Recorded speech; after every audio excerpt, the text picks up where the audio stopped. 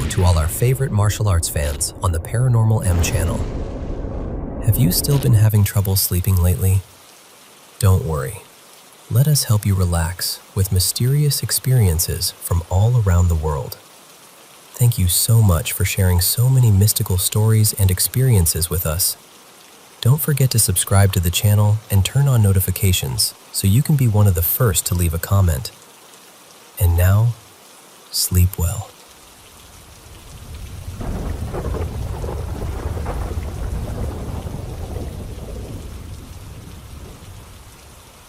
This happened to me back in 2019, and honestly, it's still one of the strangest things I've ever experienced.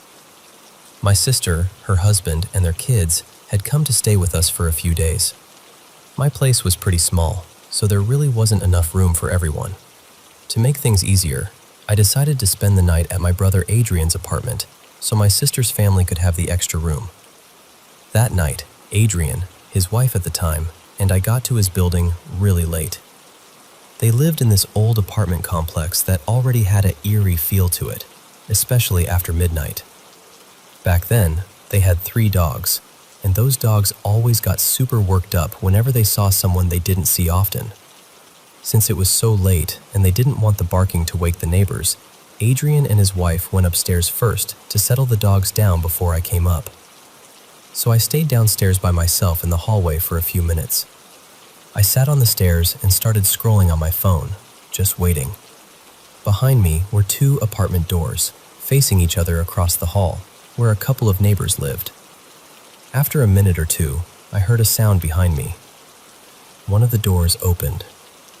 I remember thinking it was probably just one of the neighbors stepping out, even though it was a strange time for that. But it was late spring, maybe early summer, and I figured maybe someone wanted a little fresh air or a quiet walk outside.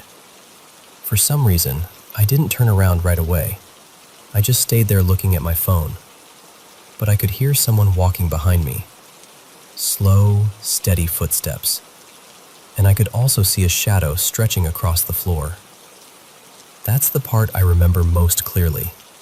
From the shadow, I could tell the person looked very tall. Taller than me, and I'm not exactly short. The shape even looked like he was wearing some kind of hat. The footsteps came closer, and then stopped directly behind me, near the other apartment door. That's when I finally turned around. Not because I felt scared, not at first. It was more curiosity than anything. I was sitting on the stairs, and I started to wonder if I was in the way. So I turned to look, and there was no one there.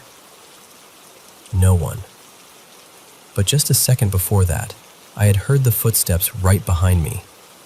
I had seen that shadow on the floor, and then suddenly, nothing. Just complete silence in the hallway. I remember sitting there feeling totally confused, trying to make sense of what had just happened. Where did that person go? What had opened the door? What exactly had I seen? A little later, Adrian texted me and told me to come upstairs. The next morning, I told him everything, and he was pretty unsettled by it too. He said he'd never noticed anything strange or paranormal in that building before. But I never forgot it. It was one of the weirdest moments of my life. And sometime later, when I was in that same hallway again, I actually tried to recreate it. I used a light and stood in the same area, trying to cast a shadow onto the floor the way I'd seen it that night. I couldn't do it. No matter where I stood, no matter how I angled the light, it just didn't work. I couldn't make a shadow appear in that same spot the way that one had. And that's what still gets to me.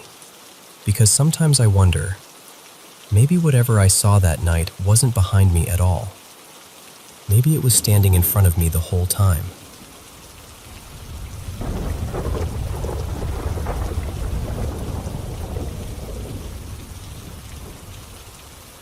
So, a few nights ago, I was driving from work over to a friend's place, which already wasn't part of my normal routine, when my dad called me.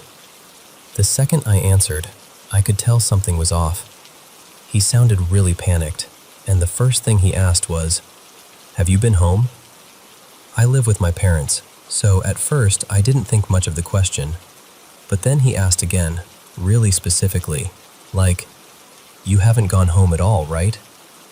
And I just remember feeling instantly thrown off. For a split second, I was so confused that my brain almost went somewhere ridiculous, like, wait, did I somehow go home and forget? But no, obviously not. So I told him, "No, I just left work. I'm heading to my friend's house."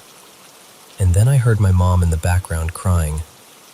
Not sniffling, actually crying. And she kept asking the same thing, whether I had come home already.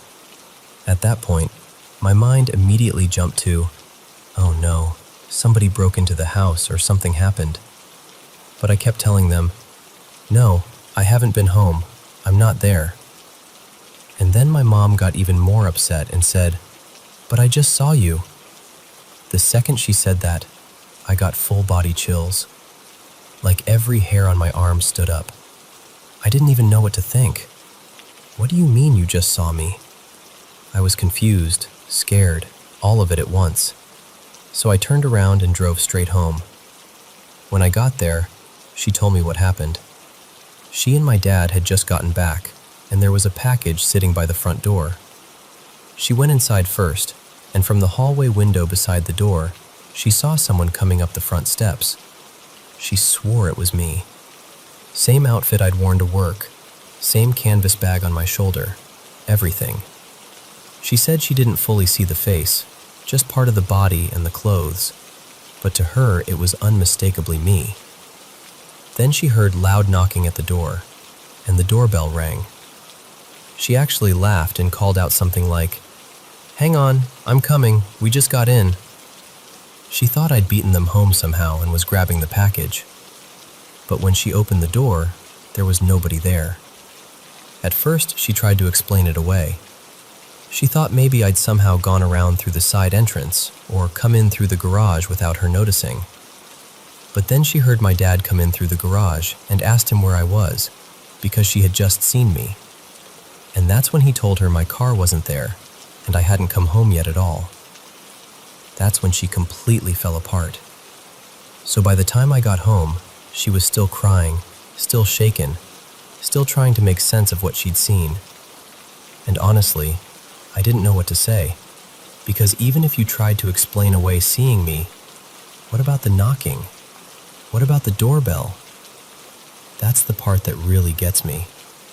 My mom has always said she's been sensitive to things like that.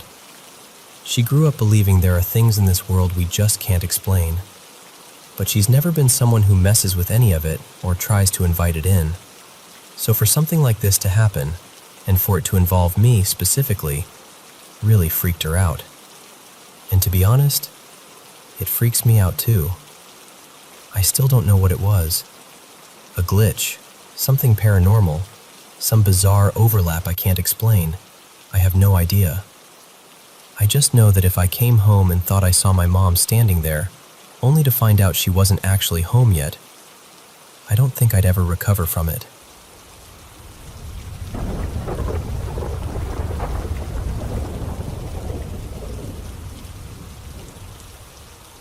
Hey, my name's Franco. I'm 16, and I want to tell you about something spiritual that's been happening to me for years. It didn't start because of horror movies, but after I watched the Conjuring films, everything started to feel more intense, like whatever had been around me before suddenly got stronger. A few nights ago, around 4:15 in the morning, I woke up and saw a woman standing at the end of my bed, right in the corner of my room. My little sister was asleep beside me, so I knew right away it wasn't her. This figure was small, maybe a little over 5 feet tall, wearing a long white dress with something like a veil covering her head. She looked almost see-through, but I could still see her clearly enough to know she was there. I couldn't make out her face, and she didn't move at all. She just stood there, staring at me. The feeling in that moment was awful. It was like the whole room got heavy, and my body felt pinned down by fear. But somehow I forced myself up, grabbed my phone, turned on the flashlight, and walked past her like I hadn't seen anything. I went straight to the bathroom and tried to act normal. That was the third time I'd seen her, always in the exact same place, always the same way. Not long before that, I had another experience that really shook me. I was lying in bed on the phone with my girlfriend, just talking like normal, when suddenly I felt this strong pressure slam down on me. It was like something was holding me to the mattress. At first I tried to laugh it off and tell myself maybe I was just tired or imagining it, but it didn't feel imagined. It felt real, physical, and honestly, terrifying. The atmosphere in my house doesn't make any of this easier. My mom and stepdad argue all the time, and there's always this tense energy hanging around. On top of that, my mom has a habit of bringing random things home that she finds outside. A little while ago, she brought in this pink scarf she found on the street and left it in my room. The second I saw it, I felt like something about it was wrong. I ended up throwing it out and asked her to please be more careful about what she brings into the house, but she doesn't really believe in any of this. My dad does, though, and so do I.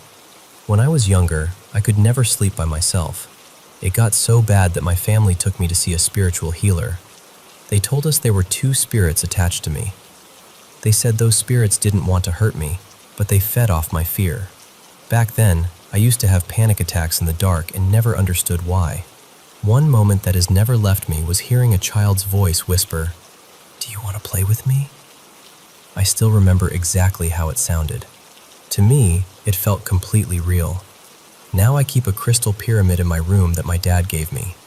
He told me that as long as it stays there, nothing bad can touch me. I still keep it close, and I want to believe it's protecting me.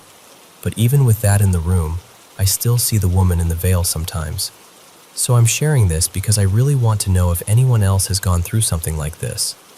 Seeing a woman in white, feeling watched, feeling that crushing pressure, living in a house with heavy energy, dealing with unexplained fear since childhood. I just want to understand if there's a reason for it, if there's a way it ends, or a way to make it stop.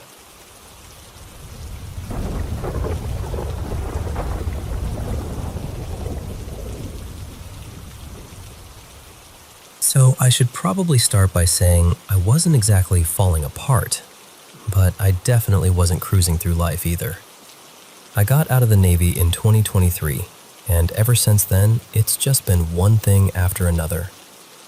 We had multiple deaths in the family, including my future mother-in-law. There was my sister-in-law's wedding, then my own wedding, 2 huge moves across the country, a home renovation and a sale, and then, on top of all that, I got pregnant right after our honeymoon. My husband is still in the military, so when he got new orders, that meant another move. We had a rental lined up near his new base, and on paper, it was technically legal, I guess. But in reality, it was absolutely not somewhere I was willing to live, especially while pregnant. There were missing windows with winter coming in, exposed wiring, and the whole place was filthy. It just felt unsafe. The problem was, all our stuff was already packed up and heading that way on the truck. So we had to reroute everything into storage, and I ended up moving in with my parents while we figured out a new plan. They lived in state, thankfully, but still about 4.5 hours from the base. My husband stayed closer to work and crashed with a friend from his unit for a while. Then my parents left on this cruise to Australia they'd been planning forever, so I stayed at their house to watch the dogs and keep things going.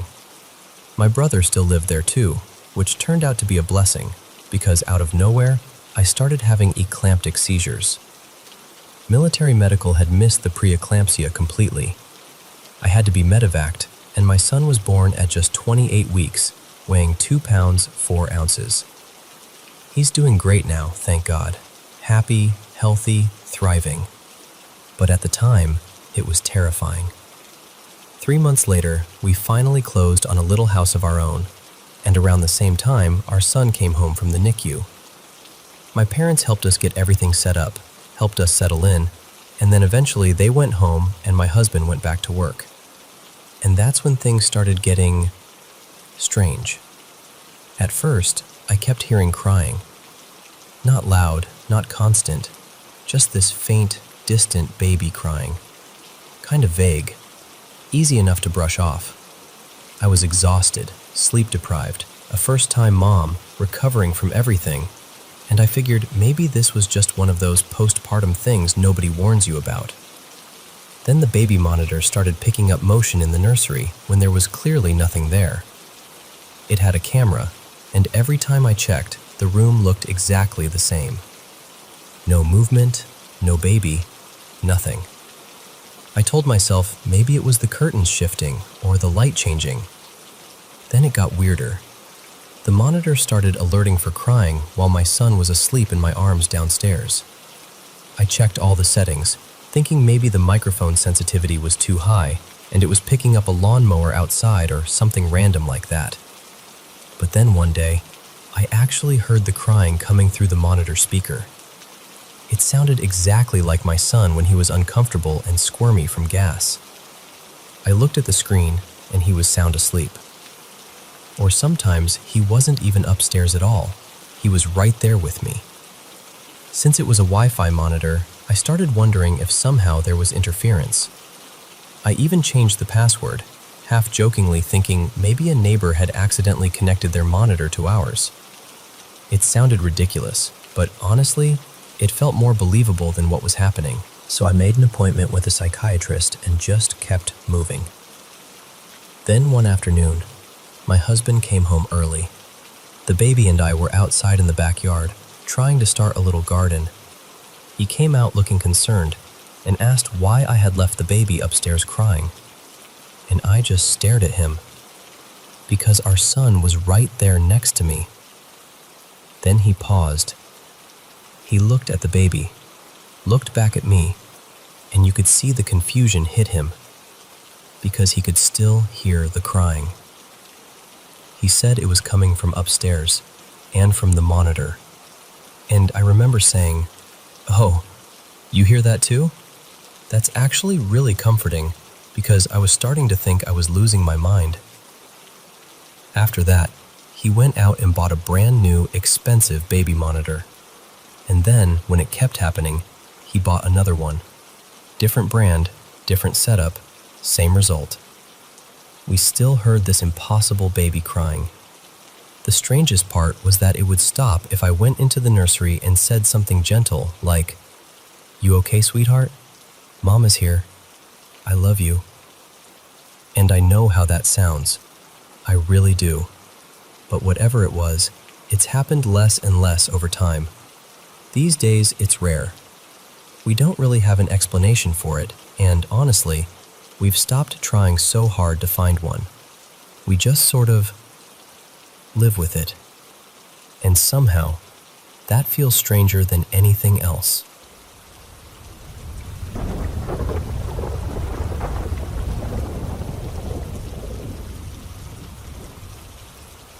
Hey, I've been trying to make sense of something that happened to me a couple of years ago, and honestly, it still sticks with me. Anytime people start swapping wild smoking stories, or even when I think back on that phase of my life, this memory comes right back. So this happened when I was in college. A few friends and I went on a hiking trip near the Appalachian Trail, around the Brown Mountain area. It was supposed to be a short trip, just 4 or 5 days, nothing too intense. The first couple of days were pretty normal. We covered a lot of ground, probably close to 30 miles each day, but we took breaks, laughed a lot, and just enjoyed being out there. On the third day, sometime in the early evening, we set up camp near a creek. The plan was to relax, maybe fish a little, eat, and settle in for the night. That's when one of my friends pulled out some edibles and offered them around. Everybody else took a small amount, something reasonable. But me, being way too confident, decided I could handle a ridiculous amount. Looking back now, I really have no idea why I thought that was a good idea. At first, everything felt fine. We had a fire going, everyone was talking, and the whole night felt peaceful. But after a while, it hit me way harder than I expected. By maybe 8 or 9 o'clock, I was completely gone. My friends were winding down and getting ready to sleep, and for some reason, I got it in my head that I should go for a walk. Back home, whenever I used to take anything, I liked walking around to clear my head. So in that moment, that felt normal to me. The problem is, I went alone. At night. In the woods. with no flashlight, just my phone. And this is where it gets strange, because I don't remember the walk at all. Nothing. It's just blank. What I do remember is coming back to camp and seeing everybody awake and panicked. They looked terrified. I was confused, because to me it felt like I had only been gone a short while. But they told me they had been searching for me for hours. They were trying to get enough signal to call for help. They thought something awful had happened. They said when I came back, I looked mostly okay, just dirty, like I'd been lying in leaves somewhere. And apparently the first thing I said was something like, "Sorry, I was just walking and talking with some people." That's the part that's never left me. According to them, I was completely serious. I told them I had met people out there, that we sat together, talked about nature, looked at the stars, and just enjoyed how peaceful everything felt. I even told them we should go meet them, but there was nobody there. My friends said they searched in every direction they could think of. One of them even checked my last phone location, and it showed I was way off the trail, something like 45 minutes away from camp. They made it out there and still couldn't find me. And if you know anything about that area, signal comes and goes, so even getting that location at all was pure luck. What's even weirder is the direction I came back from. I didn't return from the direction I had left. Somehow, in the dark, completely out of it, I looped around and came back on the trail from behind camp, almost like I'd circled back from the day before. I still can't explain that. They said I wasn't joking when I talked about those people. I was calm, certain, like I had really been with someone. And that's what's bothered me ever since, because I don't remember any of it, but apparently I believed it completely. Over time, people started telling me how lucky I was to make it back at all. Then of course the stories started. All the legends people tell about those trails and those mountains. My friends messed around and said maybe it was spirits, or something watching me, or something stranger than I'd ever want to believe. They even joked that maybe I was protected somehow because of my indigenous roots from Guatemala. I don't know what happened. I really don't. Part of me thinks I was just unbelievably high, and my brain filled in the blanks with something dreamlike. Part of me thinks I got lucky in a way I still don't fully understand. But whatever it was, it's one of those experiences that stays with you. And even now, I still catch myself wondering where I actually went that night, and who I thought I was talking to.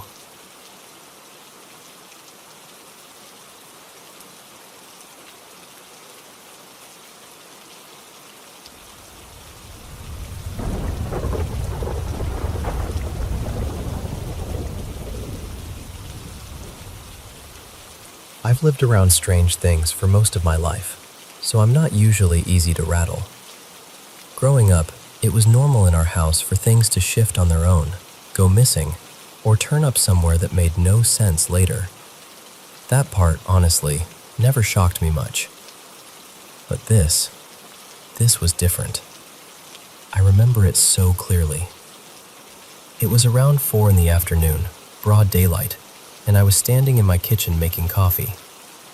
I was on the phone with my sister, Mara, and one of her friends, just chatting like it was any ordinary day. Nothing felt off. The room was calm, quiet, completely normal. I was wearing my favorite necklace that day, a honey-colored crystal pendant on this thick silver chain I trusted because it was solid, sturdy, the kind that never broke or came loose. And then, out of nowhere, I felt 2 soft little tugs at my neck. Not hard, just enough to make me stop. So I reached up right away, thinking maybe the pendant had flipped around or gotten caught in my hair. But when I touched the chain, the pendant was gone. Not broken off, not hanging funny, gone. The chain was still clasped shut around my neck, still intact, but the crystal and the silver piece it sat in had completely vanished. I was just standing there holding an empty chain. Nothing else happened. No cold rush, no weird shadow, no sudden silence in the room. just those two light tugs. I remember running my fingers over the chain again and again, trying to convince myself it had somehow slipped behind my neck or down the back of my shirt. My mind kept trying to force a normal explanation onto something that absolutely did not have one. I'd think, maybe it twisted around somehow. Maybe it fell and I missed it. Maybe I imagined the tugs. But then I'd come right back to the same question. How? How could any of that happen when I felt those two distinct pulls? For days, I kept doing that to myself, coming up with explanations, then quietly ignoring the one part that made all of them impossible. I ended up calling my mom because I was so shaken. And I'll never forget this. She didn't laugh, didn't question me, didn't try to talk me down. The first thing she said was, "Well, who did you upset?" And weirdly, that comforted me. My family has always been a little mystical, a little witchy, so her mind went straight to the idea that maybe something had been sent, or something had decided to make itself known. I told her I hadn't done anything to anyone. I genuinely couldn't think of a single reason. She said something that stuck with me. She told me she didn't think the tugs were necessary to take the pendant. She thought whatever did it wanted me to notice. Wanted me to know, right in that moment, that it was gone, before I could explain it away later, which is exactly what I always try to do. And she was right. Because I was standing on a hard kitchen floor. If that pendant had fallen, I would have heard it hit. It would have made a sharp little clatter. There's no way I could have missed that. And even beyond that, I still can't understand how the whole silver setting could have come off the chain without the chain opening. It wasn't one of those flimsy loops you can bend apart. It was closed, secure. There was just no physical way for it to happen. Still, even knowing that, I searched. Of course I did. My sister, 2 friends, and I went over that kitchen again and again. We checked every corner, every crack, under appliances, in drawers, in places it couldn't possibly be. I kept looking because some part of me needed the comfort of trying, needed the illusion that maybe reality still worked the way I thought it did. But we never found it. It was just gone. And that's what unsettles me even now. I believe in the paranormal. I believe there are things we don't understand. I've had other experiences in my life, strange ones, even powerful ones. But most of them, eventually, I can at least place into some kind of framework. I can live with them. This one still bothers me because I can't explain what took it, or why. Later on, the only theory I could come up with was maybe it was some kind of guide, something looking out for me, maybe in a harsh way, because I had become too dependent on that stone. I wore it constantly. I drew comfort from it, maybe too much. At the time, though, it didn't feel protective. It felt invasive. It felt personal. I was scared, honestly. Not just because I lost something I loved, but because whatever did that could do it so easily. That thought stayed with me longer than losing the necklace itself. Because if something could take a pendant right off my body without opening the chain, what else could it do? And the strangest part is, nothing else was ever taken. Nothing like that ever happened again. Just that one necklace. Just those 2 gentle tugs. And then it was gone forever. I've told this story a few times over the years, hoping someone would say, "Oh, I know exactly what that was." Or at least, "That happened to me too." But I've never really gotten an answer. So all I'm left with is the memory of standing in my kitchen in the middle of an ordinary afternoon, reaching for something that should have still been there, and finding only an empty chain.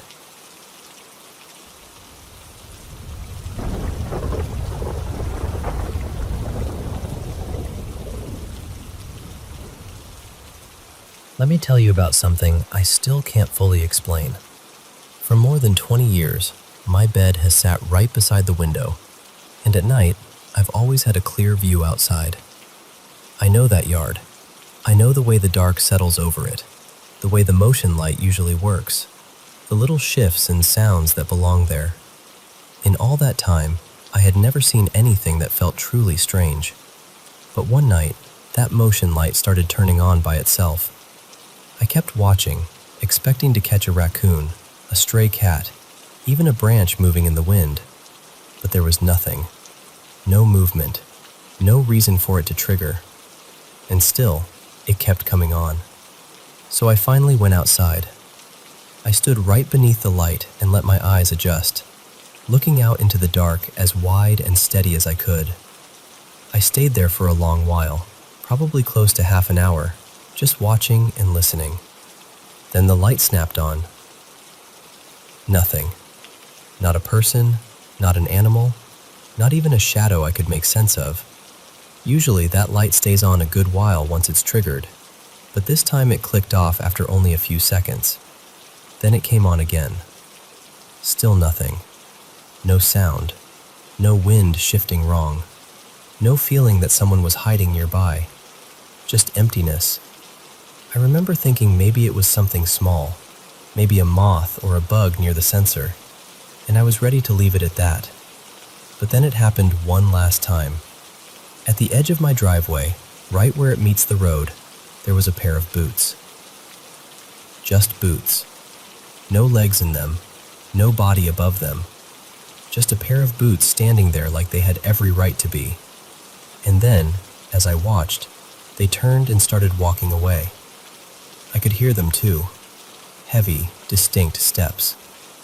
I grabbed my flashlight and shined it right at them, and I'm telling you plainly, it was only the boots, nothing else. I didn't feel terror the way most people would expect. I didn't feel awe either. What I felt first was this sharp excitement, and right behind it came this stubborn, almost defiant feeling. Like, no, we're not doing this. If something had stepped into my space, I was going to meet it head on. So I went after them. I chased those boots down the drive, and before I could get close enough to understand what I was seeing, they were gone. Just gone. I stood there, breathing hard in the dark, and told whatever it was not to come back. And that's the part that has stayed with me all these years. Now that I'm older, I see the world differently than I did then. I've spent a lot of time listening to the land, paying attention to nature, learning the way life speaks without words. I've come to feel deeply connected to the earth. In many ways, that connection has brought peace into my life. But after that night, it also felt like the natural world started pressing closer, almost too close sometimes, as if some boundary had thinned. Most things, eventually, I can make some sense of, but not those boots, not the light, not the way they moved like a shadow wearing shape for just a moment. Even now, I can still see them in my mind, crossing that strip of driveway and slipping back into the dark, leaving me with a question I've never been able to answer.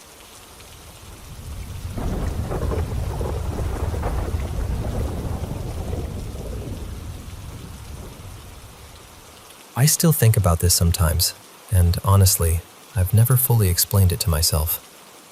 I was probably around 9, maybe 10, when my school took us on this evening field trip to a Space Center exhibit. Calling it a Space Center makes it sound a lot more exciting than it really was. It was mostly old equipment, display pieces, and a guided walk past retired machinery that had apparently been used in aerospace work years before. The tour started after dark, around 8:30, and where I grew up, it was fully night by then. I remember the air feeling cool, and everything looked a little more dramatic under the floodlights. At one point, the guide brought us out to this open area where they'd parked a few decommissioned machines. Two things stuck in my mind more than anything else. One was this old capsule-like cockpit, the kind you'd imagine astronauts squeezing into. The other was a big white vehicle with a huge dish mounted on the back. The closest thing I can compare it to is a utility truck or a fire engine, except painted plain white, with this large dish tilted upward toward the sky.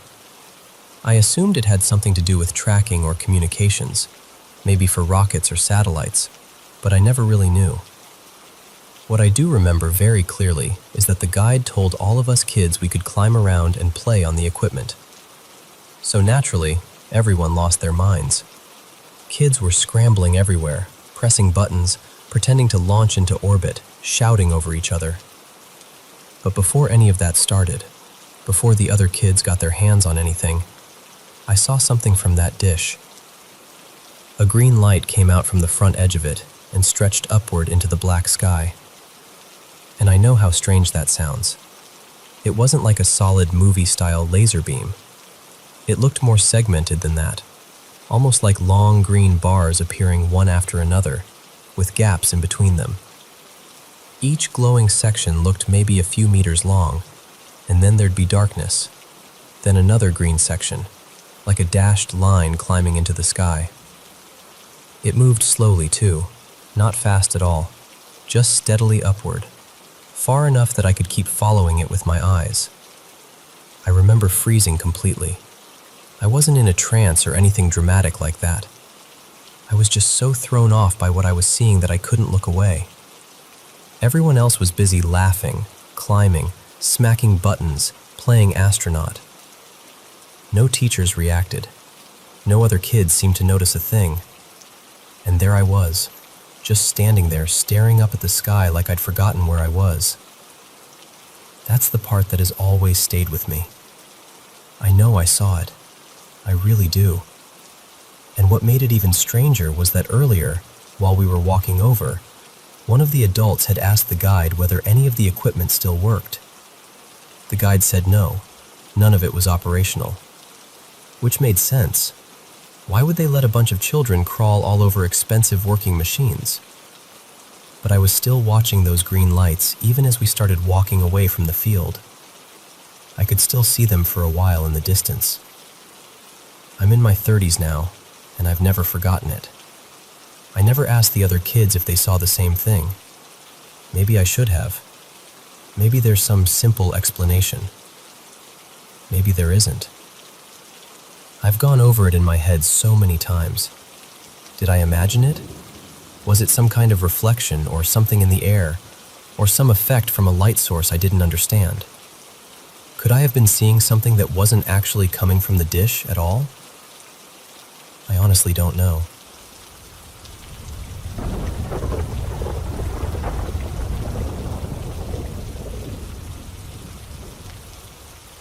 I try to keep an open mind about things I can't truly prove, one way or the other. So when I went to the show, I wasn't walking in as a believer, but I also wasn't determined to dismiss everything.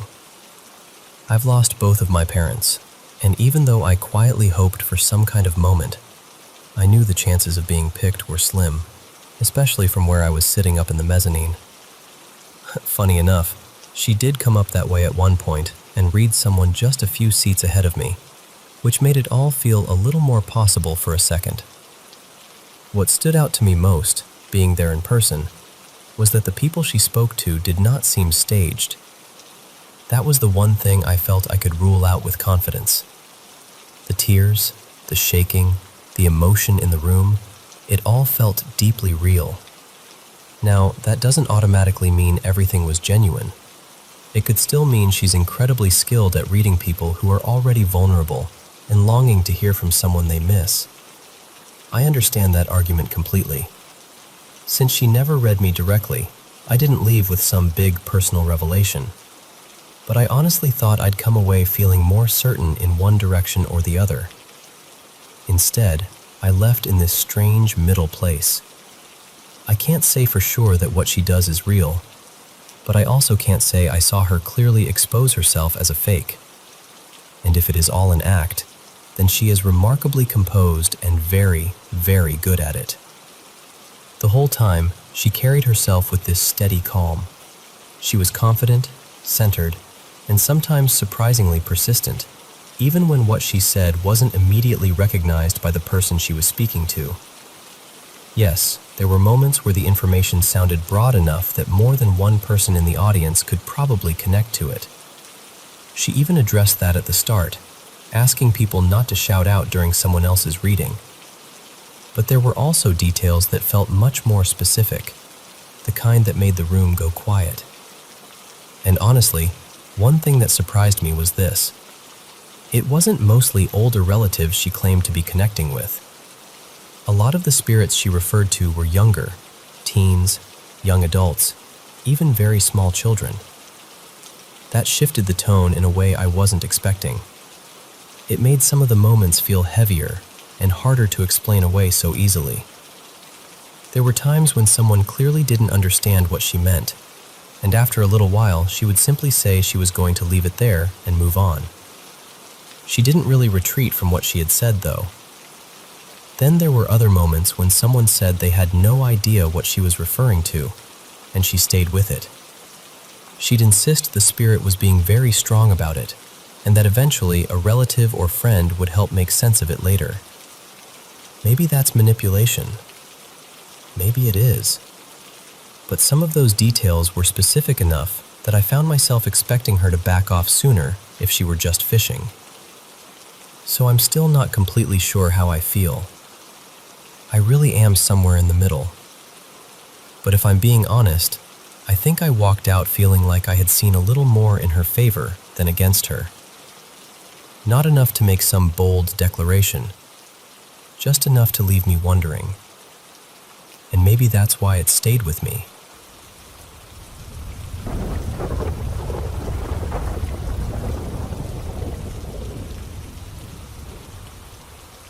I want to tell you about 4 things that happened to me years ago, and honestly, they still sit heavy on my mind.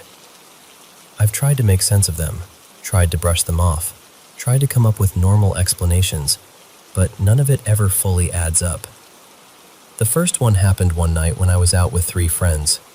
We were smoking in this quiet, isolated spot between maybe 8 and 11 at night. There was only one house anywhere close, maybe a couple 100 meters away, so the whole place felt cut off from everything. At some point, out of nowhere, I got this intense urge to open my front camera and start recording, like I needed to capture what was happening before I drifted away mentally. And that's exactly what happened.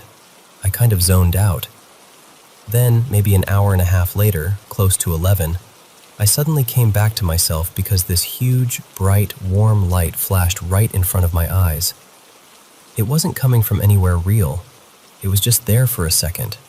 Then it disappeared, and everything went dark again. Right after that, the man from the nearby house started yelling at us to get out of there, or he'd call the police. We all left. What makes it stranger is that I wasn't even facing his direction when it happened. The next day, I checked the video I'd recorded. One of my friends, Kareem, was joking around, singing into his hand like it was a microphone. But when I played it back, it didn't sound normal at all. It sounded like he was singing into an actual mic, with this weird echo, like it had been recorded in some studio or through speakers. The second I heard it, I panicked. I can't explain it, but I felt this overpowering need to delete the video immediately. So I did. Then later that same evening, those same friends came by again. I was standing there smoking, and without even thinking about it, I started humming the exact same song from that video. My friend froze and looked at me like I'd done something impossible. He asked me how I knew it. He said he had only written that song a few hours earlier, like that afternoon. And I had no answer for him. None. The second thing happened about 3 years later. I was out by the river with another friend, drinking and just messing around. At some point, I zoned out again. And while I was in that state, I had this really specific image in my mind. I saw myself walking home near a pharmacy in my neighborhood, and my dad pulled up behind me in the car, honked, smiled, and said, "Where have you been wandering around?" It felt vivid, but I was drunk, so I didn't take it seriously. I kept walking home. But when I got to that exact same spot near the pharmacy, I suddenly heard a car horn behind me. I turned around, and there was my dad, rolling down the window, smiling the exact same way, and saying the exact same words I had already heard in my head. That one really got under my skin. It was too exact, too precise. The third one happened a couple of months after that. I was home alone and asked a friend to bring me some beer. He dropped it off, but he had to leave right away because of a family issue. So I stayed home by myself and kept drinking. After a while, once I was really drunk, I suddenly got this strange, random thought about a very specific sexual position.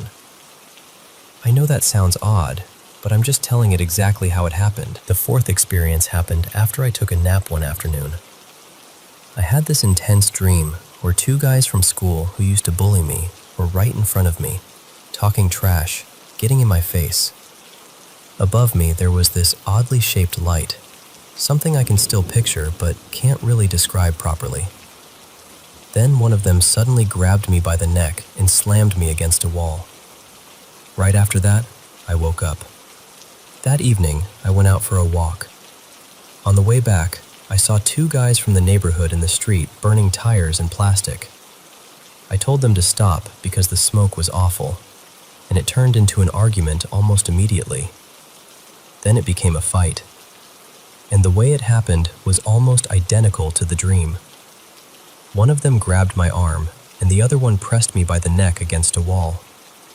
I remember in that moment feeling less angry than shocked, because it felt like I had already lived it, like I'd seen it before. Thankfully, an older man from the neighborhood came by and broke it up.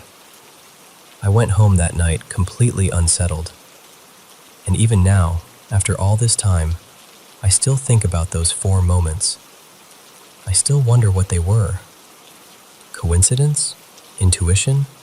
Hallucinations? Something psychological? Something else? I honestly don't know. I just know they felt real when they happened, and they've never really left me.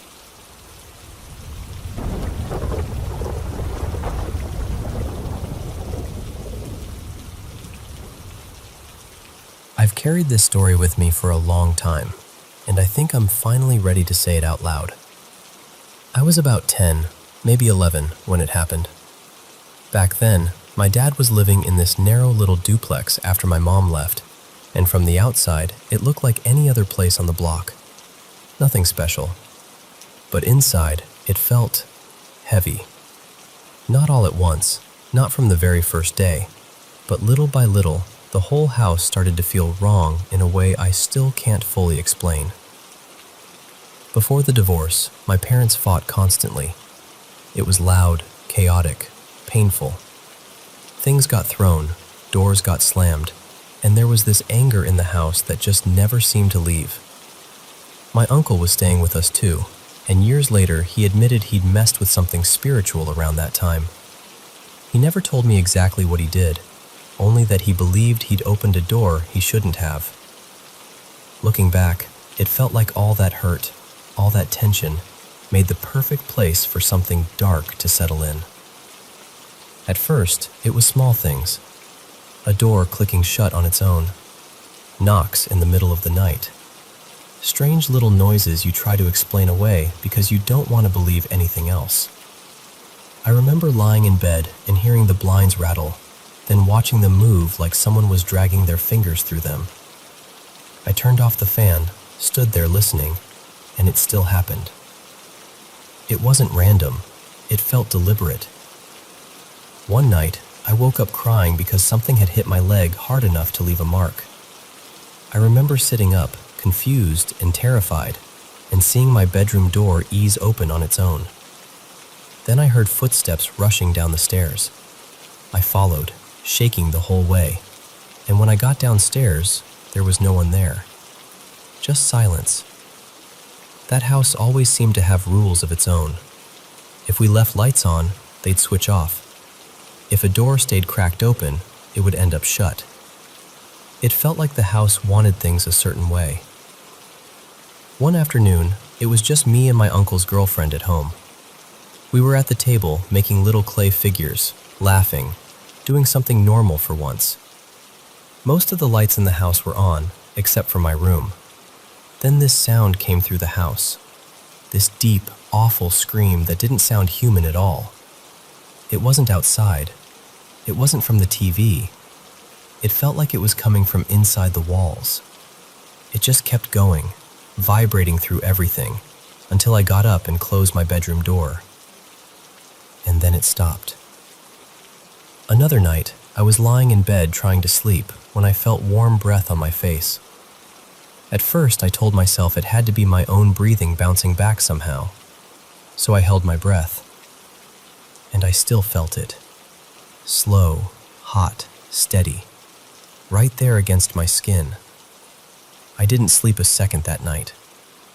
The dreams were the part that stayed with me the most. I used to have these vivid night terrors where I'd feel like I was walking through the house, except it wasn't really our house anymore. It was darker, warped somehow, like the same rooms but twisted into something meaner. I'd see these tall black shapes standing in corners or hovering near the ceiling, and they had these strange colored glows around them. Red sometimes, other times purple, or this sickly green. They never rushed at me, they just watched, and somehow that felt even worse. What scared me most was that I'd catch glimpses of them when I was awake too, not just asleep. Not sleep paralysis, not tricks of light. I knew what I saw. After a while, the fear changed. We got used to it in a way that sounds strange now. If a door wouldn't open, I'd actually talk out loud and tell whatever was there to stop messing with me. And sometimes the pressure would just lift and the door would swing open. It became weirdly normal. Not less frightening exactly, just familiar. But there was one night that finally broke whatever connection that place had to us. I'd gotten in trouble at school, so when my dad took my little brother to a birthday party at this pizza arcade place, I had to stay home. My uncle had company over and was using my room, so I ended up sleeping in my dad's bedroom, the one room everyone quietly knew was the worst. I went to bed angry and exhausted. At some point, I drifted into that half-awake state where your eyes can open, but your body still feels pinned down by sleep. I looked toward the closet and saw the light was off. Outside, the street lamp that always shone through the window was gone too. Everything was pitch black, but not normal dark. It felt like the room had slipped somewhere else entirely. Then the whole space started shaking. A horrible sound filled the room, like screaming layered over voices speaking in some language I couldn't understand. The closet door started flying open and slamming shut. Then the bathroom door. Then the bedroom door. Over and over. The air buzzed so sharply it felt like it was drilling into my ears. I remember crying, trying to scream for my uncle, but it was like my voice was swallowed up. Time didn't feel real anymore. It felt endless.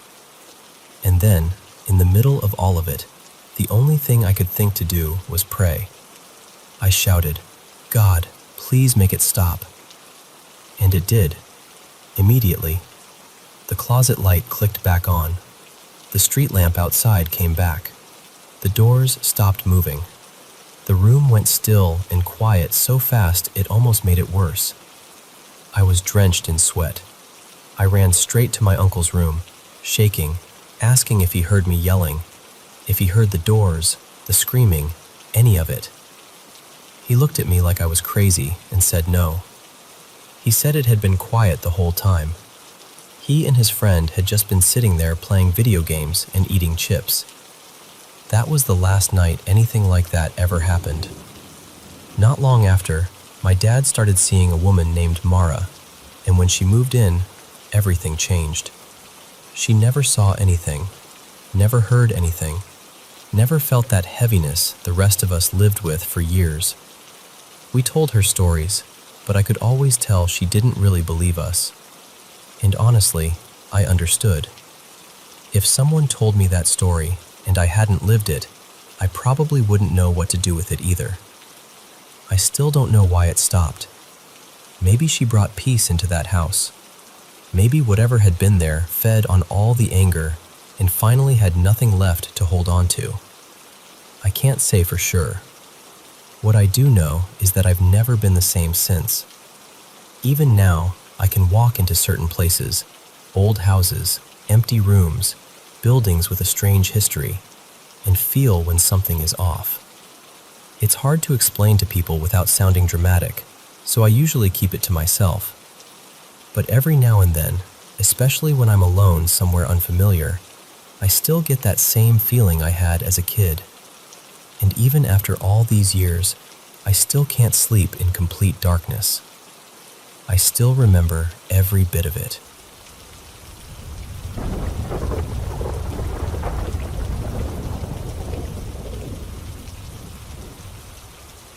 So this happened on a Sunday night, and honestly, I still don't know what to make of it. My friend was supposed to come by around 8, so we could have a couple beers, play some pool, and just unwind after a long day. For the sake of the story, I'll call him Brent. I've known him for well over a decade, so this wasn't some casual acquaintance showing up. This was somebody I knew really, really well. Earlier that day, the family had been doing the whole Father's Day thing, and by that evening, the house had finally gone quiet. My wife and kids were still over at her dad's place, and I was home alone, looking forward to a calm night. At about 7:55, I heard a knock at the side door, which is the door everyone uses. I got up from the couch, walked over, opened it, and there he was. It looked exactly like Brent. Same face, same build, same way he stood. He even had this faint little smile on his face, like everything was normal. The only thing that struck me right away was that he wasn't carrying the beer he said he was bringing. So I kind of laughed and said something like, "What happened, man? You forget the drinks? Or did you finish them on the way here?" And he just stared at me. Didn't say a word. Didn't react. Just stood there with that calm little smile. I remember feeling confused almost instantly. Before I could even ask what was going on or tell him to come inside, he turned to his right, really casually, and started walking back up the driveway. That's when I noticed something else that made no sense at all. There was no truck. Nowhere. I live out in a pretty rural area, and the driveway is long and gravel, with a few places people usually park. His vehicle wasn't there. Not near the house, not off to the side, not anywhere I could see. He was just walking away like he'd been dropped off by nobody. I finally snapped out of it and called after him. "Hey, Brent, you good?" Nothing. He didn't turn around, didn't wave, didn't slow down. He just kept walking up the driveway until he hit the bend and disappeared from view toward the road. And I just stood there. I remember closing the door slowly and going back into the living room, trying to make sense of what had just happened. I picked up my phone and called him. No answer. I waited maybe half a minute and called again. Still nothing. At that point, the house felt way too quiet. You know how a house can suddenly feel different when something weird happens? That's exactly what it felt like. Then, maybe a minute or two later, my phone rang. It was Brent. He sounded completely normal, laughing even. He told me he was still on his way, but he'd gotten pulled over near the liquor store and was stuck getting a seatbelt ticket. He said he saw my calls, but didn't want to answer while the officer was standing there writing him up. I just stood there listening, trying to keep my voice steady. I told him, "Okay, yeah, come on over. We're still good." About 10 or 15 minutes later, I heard a car door shut outside. This time I went out right away, already tense before I even reached the door. And there he was, the real Brent, holding the ticket in one hand and carrying a full case of beer with the other, grinning and joking that since he bought the beer, I should be the one paying his fine. I never told him what happened. Actually, I didn't tell anybody for a long time. I just acted normal and went through the rest of the night like nothing was wrong. Because what was I supposed to say? How do you even begin to explain that? I know what I saw. Or at least, I know who I thought was standing at my door.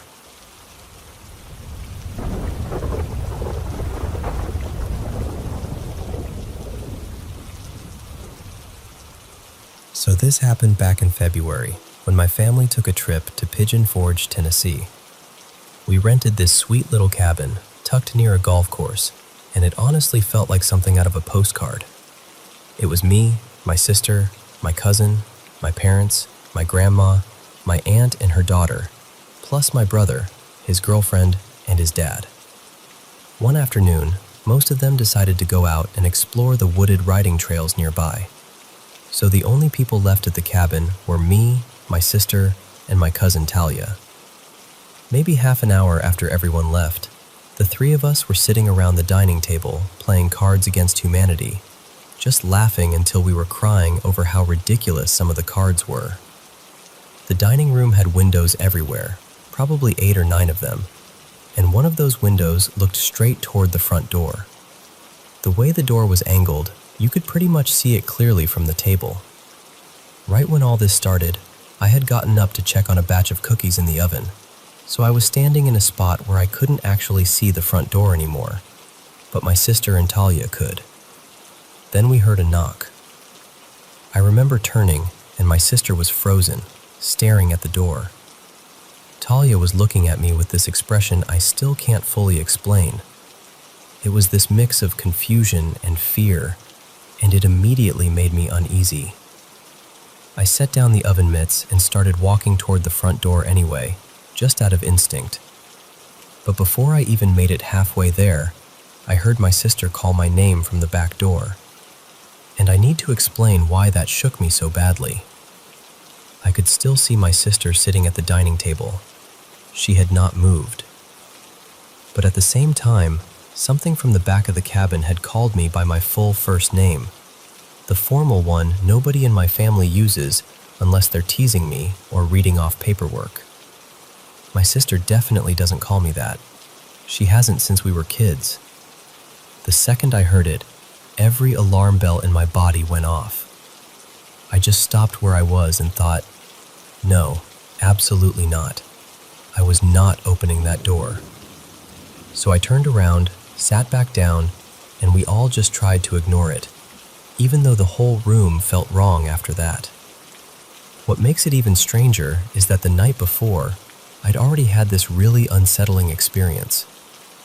I had called my older cousin to vent about some drama with my ex, and while we were talking, I went outside to sit on this metal glider on the porch near the hot tub. For some reason, the cabin felt too closed in that night, like I couldn't breathe properly indoors. While I was sitting there, I looked down the hill and noticed something standing on the little golf cart bridge below me. Just standing there, completely still, looking straight at me. At first, I tried to rationalize it. I told myself it was probably just some guy, maybe somebody passing through or out for a walk. That felt easier than letting my mind go anywhere darker. But as the call was ending, this intense feeling of dread came over me out of nowhere. I can't even describe it properly. It was like my whole body knew I was not safe before my brain could catch up. I got up quietly, went back inside, and put on a movie like I could somehow distract myself from it. Then the next day, after the thing with the knocking and the voice, my family went out again. We visited an exotic car exhibit and then an aquarium, and during that whole time, everything felt normal. Nothing weird happened. I started thinking maybe I was just overreacting, or maybe the stress had gotten to me. This time it hit even harder. My chest got so tight it actually hurt. It wasn't just anxiety, at least not like anything I'd ever felt before. It was this crushing, awful sense that something was wrong, like danger was right there even though I couldn't see anything. My family noticed immediately. My parents were staring at me like they were about to take me straight to the ER, and my brother's girlfriend was leaning over the seat asking if I needed water, if I could breathe, if I wanted them to pull over. And then, just like that, it stopped. No slow fade, no lingering pain, nothing. 1 second I felt like I was being crushed from the inside out, and the next I was completely fine. My chest didn't ache anymore. The dread was gone. It was like somebody flipped a switch, That's the part that still gets me. I can handle creepy. I can handle unexplained. But whatever that was felt aware. It felt intentional. And even now, months later, I still think about that voice, the thing on the bridge, and that awful wave of fear that came over me like it was coming from something outside of me. I still don't know what it was. And honestly, that's the part that stays with you.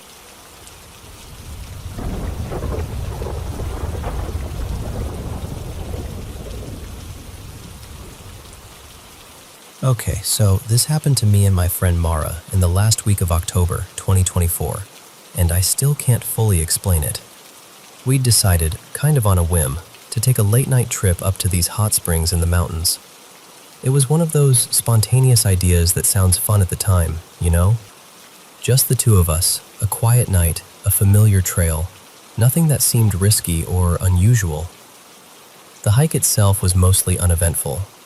We did run into a few people up there who felt a little off, but nothing dramatic happened. No obvious warning signs, no scary noises, nothing like that. For most of the night, everything felt normal. And then, on the way back, everything changed. We were maybe a few minutes from the parking area. I could already see where the cars were through the trees, and I was in the middle of telling Mara some random story as we walked. And then, out of nowhere, I felt it. The only way I can describe it is that it was like stepping through some invisible boundary. 1 second I was fine, and the next, this overwhelming feeling of fear just slammed into me. Not normal fear, not the kind where you hear a noise and get startled. I'm talking about this deep, suffocating, unnatural sense of dread that seemed to hit every part of me at once. My whole body went on alert. It felt like something in me was screaming, "You need to leave, right now." It honestly felt evil. That's the word I keep coming back to, even though it sounds extreme. It felt like walking into a place where something did not want us there. I didn't want to scare Mara, so I tried to keep talking like everything was normal, but I could hear it in my own voice that I was forcing it.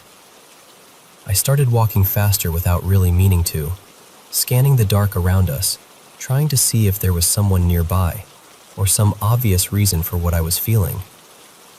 But there was nothing. Then, as we got closer to the lot, Mara went completely quiet. A second later, she looked at me and said, really calmly, "Something feels wrong." That was the moment my stomach dropped, because I hadn't said a word to her about what I was feeling. Not even a hint. And somehow she was feeling it too. I just looked at her and said, "Get to the car." At that point, we both started moving fast. Not full panic yet, but close. And when we stepped into the gravel lot, I noticed there was one vehicle still sitting there off by itself. The windows looked fogged up, and there was some kind of covering or curtain over the inside. It immediately made the whole scene feel even worse. We got into my car, locked the doors, and I asked her, "You feel that too, right?" And she said, "Yes, we need to go. Now." So I started the car and got out of there as fast as I could. The strangest part is that the second we got farther down the road and out of that area, the feeling started to lift. It was like whatever it was had stayed behind in that canyon. Once we were far enough away, we finally started talking about it, trying to make sense of it. And both of us kept using the same words: evil, unnatural, wrong. I didn't see anything. I didn't hear anything. There wasn't some figure in the trees or a voice in the dark. It was just this crushing sense that we were in the presence of something deeply wrong, and that if we stayed there, something terrible was going to happen. For months after that, I kept checking local news and community pages, half expecting to find out something had happened there. But I never found anything. No incident, no explanation, nothing. Because even now, what I remember most clearly is that feeling. like we crossed into the edge of something invisible and hostile. Like something knew we were there, and we were absolutely not welcome. I still don't know what we walked into that night, but whatever it was, I don't believe it was human.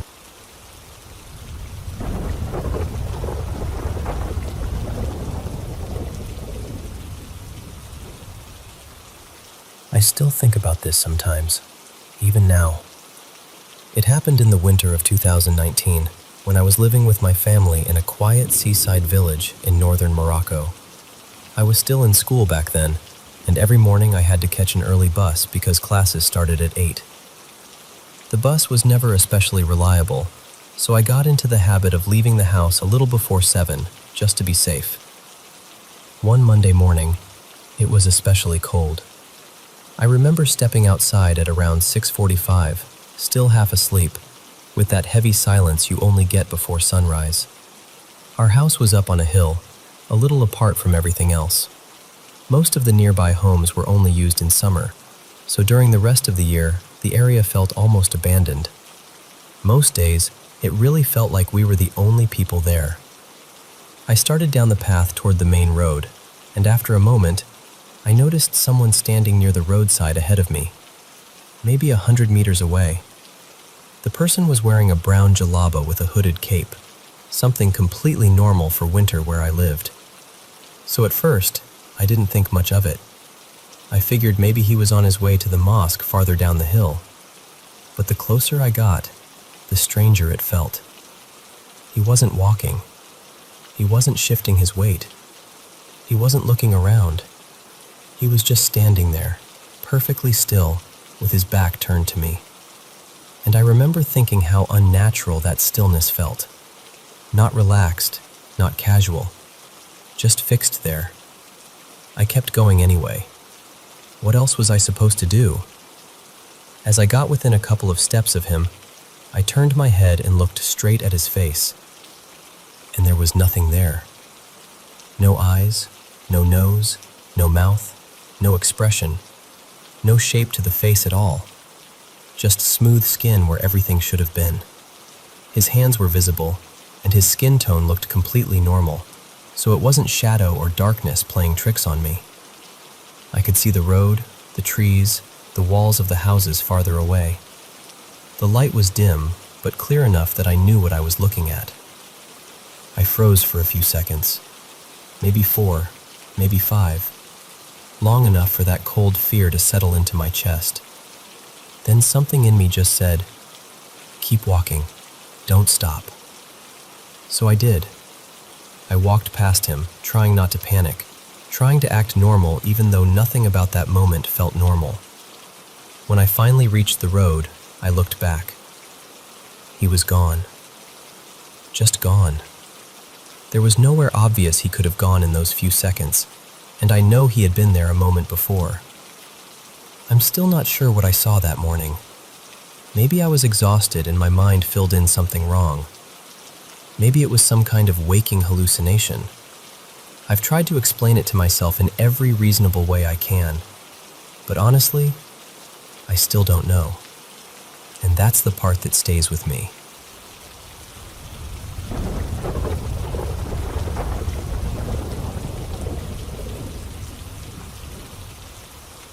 You know, this happened a little over a year ago now, and I still catch myself thinking about it sometimes. I live in an assisted living community, and it's actually a pretty calm place most of the time. The residents are all different ages, probably anywhere from their 20s up to their 60s. Most of us are pretty low care, so it's not the kind of place where alarms are constantly going off or where loss becomes routine. When someone does pass away, it really means something. It stays with people. Back then, I'd already started moving away from paranormal beliefs. I used to be really deep into New Age ideas and ghost stories and all of that. But over time, as my mental health got more stable and I got proper treatment for my anxiety and other stuff, I kind of stepped back. I became a lot more skeptical. These days, I usually assume there's a normal explanation for things, even when they seem strange at first. That's part of why this moment bothered me so much. My room was bright that afternoon. Sunlight was pouring in, the overhead light was on, and I was feeling completely awake and steady. I wasn't drowsy, I wasn't half dreaming, and I wasn't in one of those anxious states where every little noise feels huge. I was just relaxed, scrolling on my phone, having what I'd honestly call a pretty decent day. Across the room, near my mini fridge and microwave, I had some random things sitting on the counter. One of them was a long metal nail file, the kind with two ends. Pretty solid, not light or flimsy. And then, out of nowhere, I heard this sharp thud. Right after that came this unmistakable metallic clatter, like the file had been lifted up fast and then dropped. It was loud enough that I looked over immediately. At first, I figured maybe it had just fallen from somewhere. Maybe it had slipped off the top of the microwave or gotten nudged somehow. But when I went to check, I realized I was mixing it up with another tool I had sitting there, one that looked kind of similar from a distance. That other tool was still exactly where it had been. And the nail file? It had moved in a way that didn't make any sense to me. So I started testing it.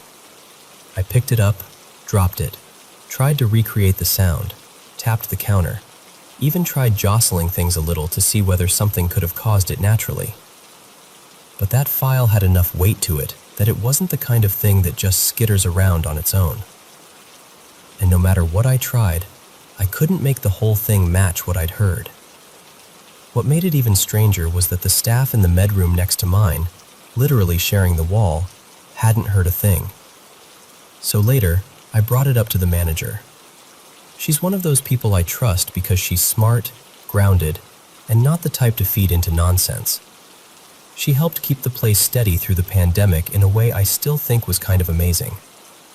She's usually the first person to tell me when my anxiety is turning something small into something dramatic. There had even been another time before this when I thought something weird was happening, and she helped me figure out it was just water moving through the pipes in the wall.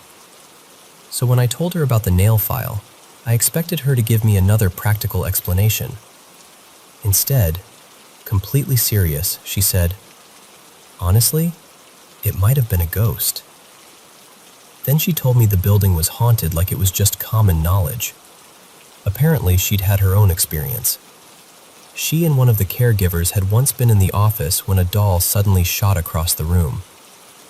Not tipped over, not slid, shot across the room. She said they both grabbed what they needed and got out of there fast. And I don't know. That stuck with me, and maybe that's why it still feels so unsettling. If there really are things we can't explain, maybe they don't show up in big cinematic ways. Maybe they show up in tiny, inconsistent moments like that. Just enough to make you stop and question what you know, but never enough to be easy to prove. I've actually thought about it kind of like trying to measure how intelligent cats are. Cats don't exactly cooperate just because science wants clear data. They do what they want, when they want, and that makes them hard to study. But anyone who's lived with a cat knows they can be weirdly clever. Maybe unexplained things are like that too. Elusive, uncooperative, real enough to leave an impression, but slippery enough that the second you try to pin them down, they're gone.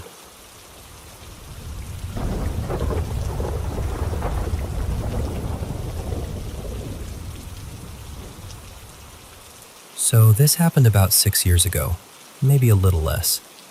At the time, I was living in the basement of my sister and her husband's townhouse for close to a year. It was a pretty ordinary setup, nothing creepy about it, and I've always been the kind of person who looks for the practical explanation first. One night, really late, I was lying in bed trying to fall asleep when I started hearing this sound from under my bed. It sounded like someone breathing. Not just breathing either. Heavy, slow, deliberate breathing. At first, I honestly wasn't scared. I figured it had to be the house making some weird noise. Old places creak, vents hum, pipes do strange things. and I knew for a fact it was just the three of us in the house, my sister, her husband, and me. But the sound kept going. It was getting on my nerves more than anything, because I was exhausted and just wanted to sleep. Then I noticed something strange. The moment I got out of bed, the breathing stopped. So I stood up, turned on the basement light, and checked under the bed. I pulled out this big gym bag I kept under there, full of clothes, and looked behind it, around it, everywhere. Nothing. Just the bag. No animal, no person, nothing that could explain that sound. So I told myself, okay, fine. Maybe it's just the house. I shoved the bag back under the bed, turned off the light, and lay back down. A few minutes later, it started again. This time it was louder, heavier, like whatever it was had moved closer somehow. I sat straight up, switched the light on again, and looked under the bed. Nothing. Still just the bag. Still no explanation. And because I'm stubbornly logical, I kept trying to reason it away. I thought, it has to be some sound traveling through the floor or the vents. It has to be. So I turned the light off again and got back into bed. Then I noticed the strangest part. Whenever I shifted even a little, moved my leg, rolled my shoulder, adjusted the blanket, the breathing stopped immediately. The second I went still again, it started back up under me. At that point, I grabbed my phone and texted my group chat. Something is breathing under my bed. I even tried to record it because I knew how ridiculous it sounded. But of course, the second I moved to get my phone in position, the sound stopped. Every single time. By then, I was actually getting scared. Not panicked exactly, but that deep kind of fear where your imagination starts filling in the blanks. I remember thinking that when I stepped off the bed, something was going to grab my ankle. Still, I got up one last time and turned on the light. This time, I was determined to figure it out. I thought maybe some animal had gotten in earlier while a door was open. A raccoon, a possum, anything. At least that would make sense. I pulled the bag all the way out and searched through it. Just clothes. Then I took apart the whole bed. I checked the box spring, looked for holes in the mattress, searched every part of the frame. Nothing. Absolutely nothing. So eventually, I put everything back together and had to accept that I had no answer. I turned off the light, lay back down, and after a few minutes, the breathing started again. Same spot, same heavy sound, right under my bed. And honestly, by that point, I was beyond done. I was so tired that I just thought, you know what? Whatever this is, it hasn't touched me. It hasn't done anything except keep me awake, and I'm too exhausted to care anymore. So I let the sound happen and somehow fell asleep anyway. The next morning, I woke up completely fine, and that was it. It never happened again. Not once. All I know is that for one night, in that basement, something sounded like it was breathing right beneath my bed.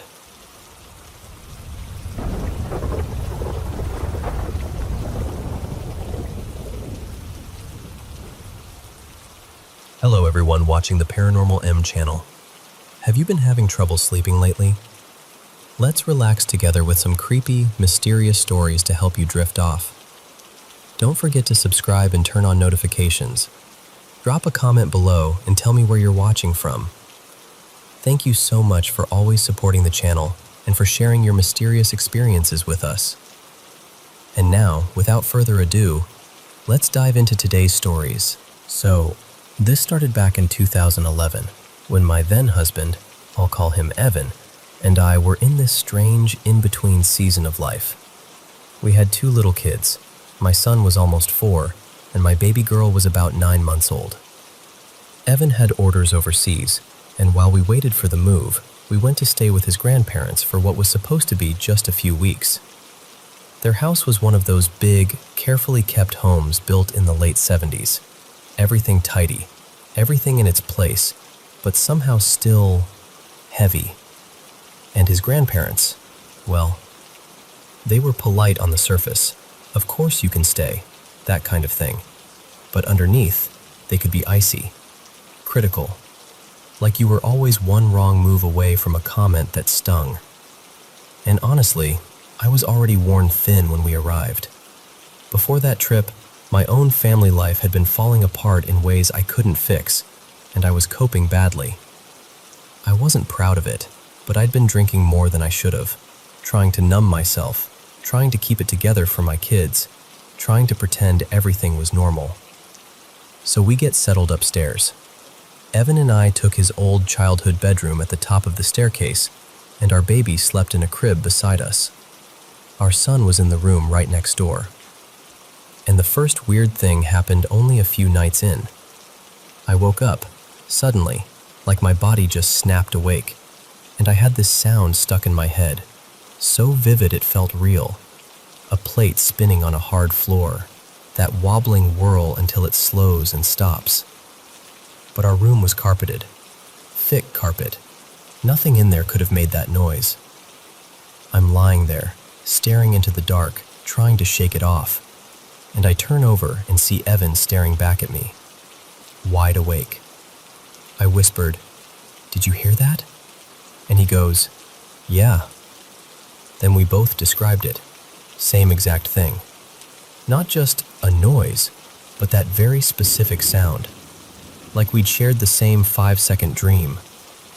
It wasn't terrifying yet, just unsettling.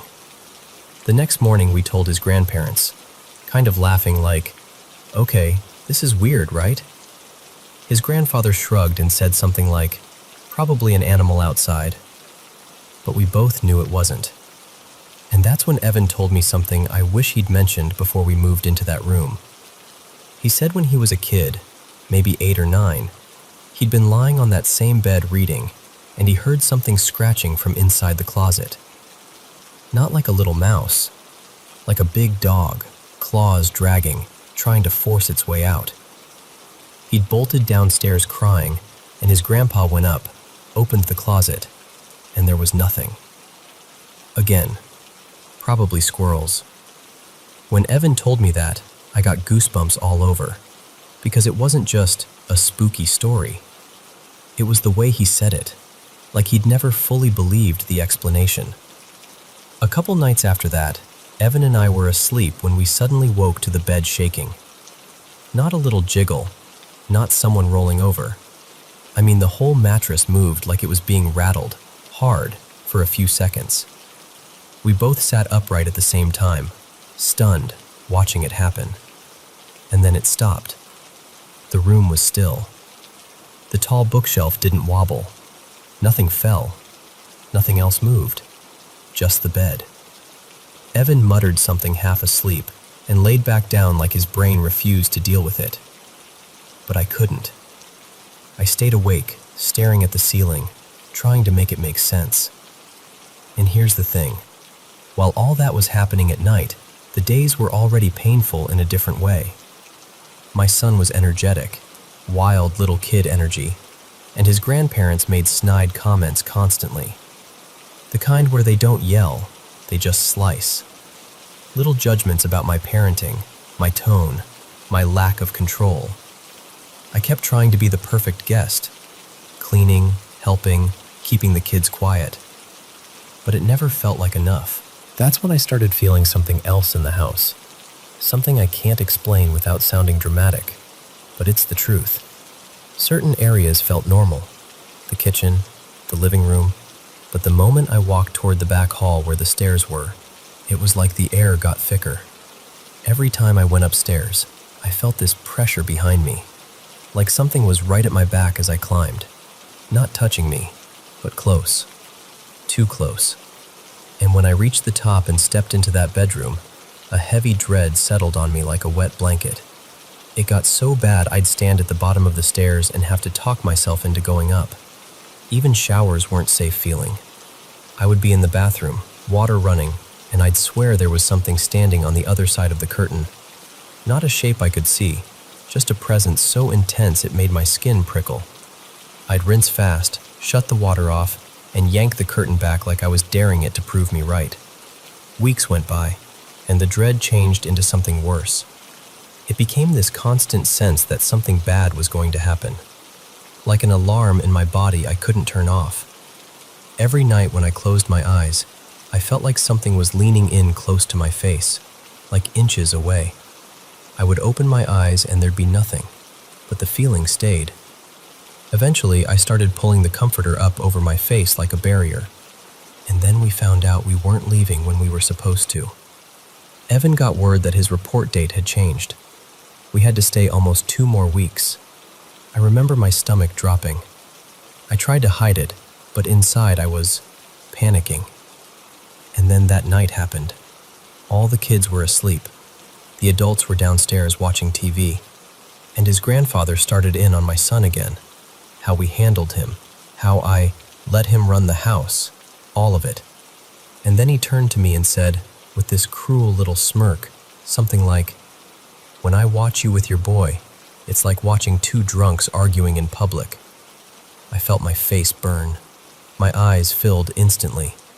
I stood up and mumbled that I was tired and went upstairs, just trying not to break down in front of them. The moment I got into that bedroom, I collapsed into sobbing. The kind of crying where you can't catch your breath. Evan came up a while later and I told him, "You should have said something. You should have stood up for me." He promised he would talk to him tomorrow, like it was some minor issue. And then he fell asleep, and I lay there, wrecked, staring up at the ceiling fan. And then, so fast I can't even explain the moment between before and after. It felt like my whole body got hit with vibrating electricity, like a jolt that didn't throw me off the bed, but locked me in place. My breath caught. My muscles went rigid. My heart was pounding like it wanted out of my chest. I reached over and grabbed Evan's arm hard, trying to wake him, and I remember whispering, panicked, "Something's happening to me." But he didn't wake up. And then it got worse. Because it wasn't just physical. It felt like thoughts were being poured into my mind, thoughts that weren't mine. Dark, horrible thoughts, like something was trying to force me towards something awful. I can't even say it out loud, even now. It felt like a violation, like something evil was pressing into my head and trying to steer me. I remember clenching my teeth and fighting it in my mind, repeating, "No, no, no," like it was a rope I could hold on to. And then, out of pure desperation, I pushed back with something brighter. I pictured a wide, bright sky, sunlight, and I reached for God, just mentally, like grabbing someone's hand, and it released me. It was sudden, like a grip letting go. My body went still. My breath came back.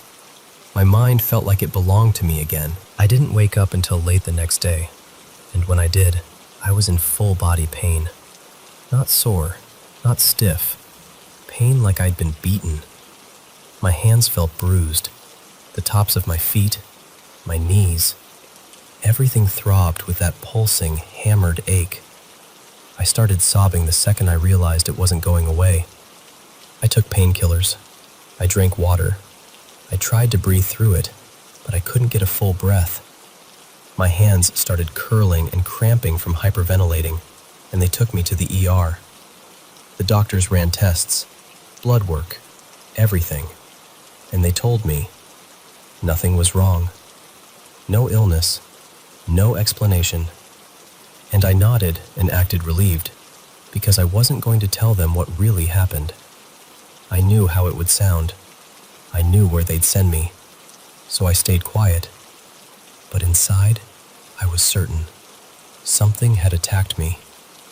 Whether you call it oppression or something darker, I don't know. But I know what it felt like something tried to get inside me, and when it couldn't, it left my body wrecked. Years later, life moved on. Evan and I eventually split. My faith grew stronger in a way it hadn't been back then, and at one point, his grandparents asked me to stay a few days again. This time because my own mother was very sick, and they wanted to help. Part of me didn't want to go. Another part of me wanted to face that room again, but this time not as someone drowning. So I went, with my kids, older now, and I chose to sleep in that upstairs bedroom alone. I stood in the doorway, set my bag down, and I remember closing my eyes and thinking, "You will not have me. You don't get to touch my mind. You don't get to touch my life." That night, I slept fine. No shaking, no dread, nothing. I woke up almost proud of myself.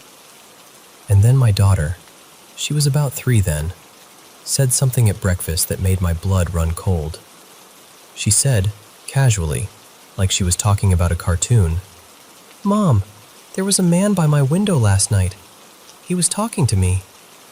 I stayed as calm as I could, even though my stomach dropped into my shoes. I said, "Oh yeah? What did he say?" And she looked right at me and said, "He said he hates you." I felt my whole body go cold. I swallowed and forced my voice steady and said something like, "Well, we don't listen to that." And I changed the subject fast. I didn't want to feed it. I didn't want to give it attention. I haven't been back to that house in over a decade now, but my kids still visit sometimes to see their great-grandfather. And my oldest, the one who was a baby in the room with us back then, has had her own experiences. One time she told me she had a dream where she was hurting someone, and then in the dream, they turned it on her and cut her face. She woke up with that intense sensation of something on her skin, like blood trickling, but there was nothing there. Another time she was reading late at night and heard a knock on her bedroom door. Then she heard her great-grandfather's voice say, "Let me in." She opened the door, and the hallway was pitch black. No one there. Since then, Evan's grandmother passed away, and now his grandfather is very sick, late-stage cancer. He's always been a hard man, and he's openly atheist, and I can't help wondering, quietly, to myself, if something has clung to that house through him, or through the pain in that family, or through someone else entirely. For a long time, I suspected Evan's estranged father. He was into dark, obsessive stuff, the kind of person who made the air feel wrong when he walked into a room. He's gone now too, and what scares me is this. If Evan inherits that house, I don't know what he'll do. I worry he won't sell it. I worry the house will stay in our orbit, in our kids' orbit. And I keep turning one question over and over in my mind because part of me wants to warn him. Part of me wants to say, "This is real. Be careful, don't brush it off." And part of me thinks, if something feeds on fear and attention, maybe speaking it aloud to him would be like opening the door wider. So I don't know. But I do know this. Whatever that thing was, it wasn't just a spooky house story. It left fingerprints on my life.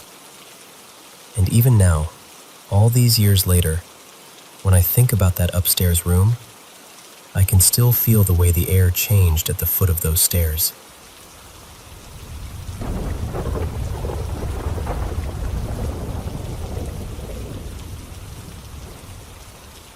So, this happened last summer, when I was staying out on a lonely little farm in western Kansas, miles from anything you'd call a town. The kind of place where the daytime heat presses down on you like a heavy hand, and at night the silence feels intentional, like it's listening back. One evening, the sky was turning that deep, bruised orange at the horizon, and my dad and I were sitting on the back steps, watching the fields go dark. He had that faraway look he gets sometimes, the one that means a story is coming whether you ask for it or not. He said, "There's something about this land people don't talk about much." And then he told me about a man named Eugene Harrow. Dad said Eugene lived on this property back in the late 1960s, early 70s. He was a loner, kept to himself, didn't show up to church suppers, didn't wave when folks drove by. Some people just called him private. Others called him wrong. Either way, nobody really knew him. Until people started disappearing. Not whole families or anything dramatic like that, just individuals who were passing through. A young woman with a broken-down car who'd asked to use a phone. A couple of teens who'd been biking the back roads for a summer trip. Dad said there were others too, names that got spoken quieter every time they were repeated, until they were just gestures and looks. Rumors did what rumors do. They braided themselves into certainty, and almost every strand pointed back to Eugene. Then came the night that changed everything. Dad told me there was a scream, one long, raw sound, carried across the fields from the direction of the pond. Not a yelp, not a shout. A scream that made people sit up in bed and grab flashlights like their bodies moved before their brains caught up. Some locals ran out there, stumbling through the grass with lanterns and truck headlights. But when they reached the water, it was calm. Dark, still as a closed eye. A few days later, Eugene vanished. That's when the police finally searched his house. And according to my dad, according to the way he told it, with his voice lowering like he didn't trust the air around us, they found things that made everyone's stomach turn. Not just odd stuff, not just, maybe this is suspicious. They found a bundle of clothes that weren't his, different sizes, different styles. They found tools that had been scrubbed too hard, like someone was trying to erase a memory. And they found marks in the wood floor, long, faint streaks leading toward the back door, as if something heavy had been dragged and the boards had never fully forgiven it. Dad paused there, like he was deciding whether to say the next part out loud. And then he leaned in and said, almost whispering, "They didn't wait for a trial." He told me the townspeople were convinced Eugene was responsible, convinced enough to do something about it. And the story everyone pretended wasn't a story, was that a group of men took Eugene out to that pond and held him under until the fighting stopped. But here's the thing. They never found the missing people. Not one body, not one clear answer, just absence. Just the pond sitting there, day after day, reflecting the sky like it didn't care what it had seen. Dad said after that, the pond got a reputation. Folks avoided it. Kids dared each other to get close, then backed out laughing too loudly. And at night, especially on windless nights, people swore the water would ripple on its own. Little bubbles surfacing in the dark, like something underneath was trying to remember how to breathe. Dad didn't laugh back. That night, I went to bed in the upstairs room, staring at a ceiling stained with old summer heat. The farmhouse was doing what old houses do, groaning, settling, whispering in pipes and boards. Outside, leaves brushed the window in soft little scratches, over and over. And then I heard it. Footsteps. Not in the house, outside, on the gravel road that cut past the property. Crunch, crunch, crunch. Slow and steady, like whoever it was wasn't lost, like they were taking their time. My skin went cold all at once. I eased the curtain back just enough to see. By the pond, right at the edge where the grass gives up and becomes mud, there was a person standing there. Just a shape, really, still as a fence post, wrapped in shadow so thick I couldn't make out a face. But I felt it. I know how that sounds, but I felt the attention of it. Like the figure wasn't staring at the pond, like it was staring at me. I couldn't move. Couldn't even tell you how long I stood there with my hand on the curtain, barely breathing. The figure didn't wave, didn't step forward, didn't do anything dramatic. It just waited. Eventually, the sky began to thin into gray, and the darkness around the pond loosened. And in that slow, honest light of early morning, the shape was gone, as if it had never been there at all. When I told my dad at breakfast, His coffee cup paused halfway to his mouth. I watched the color drain from his face like someone turned down a dimmer switch. He didn't call me crazy. He didn't tease me. He just stared past me for a second and said, quietly, "I've always worried Eugene never really left." Then he added, softer, like it hurt to admit, "Maybe he's waiting for someone. Maybe he wants something finished. Or maybe he wants someone to finally let him rest." I didn't argue. I didn't try to rationalize it. I just knew, deep in my chest, that I wasn't staying another night. I left that afternoon, and the fields looked normal in the sunlight. The pond looked like any pond. The world looked like it had made up a reasonable explanation for everything. But sometimes, late at night, I still wake up from a dream where I'm staring out that window again. And in the dark, I'll hear it. Soft, steady crunching, like footsteps on gravel.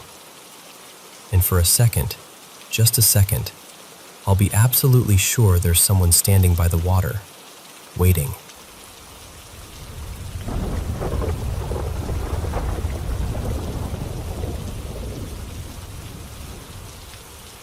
So I was scrolling the other day, and I came across this comment thread that really stuck with me, in a bad way. Someone was describing this house that felt haunted.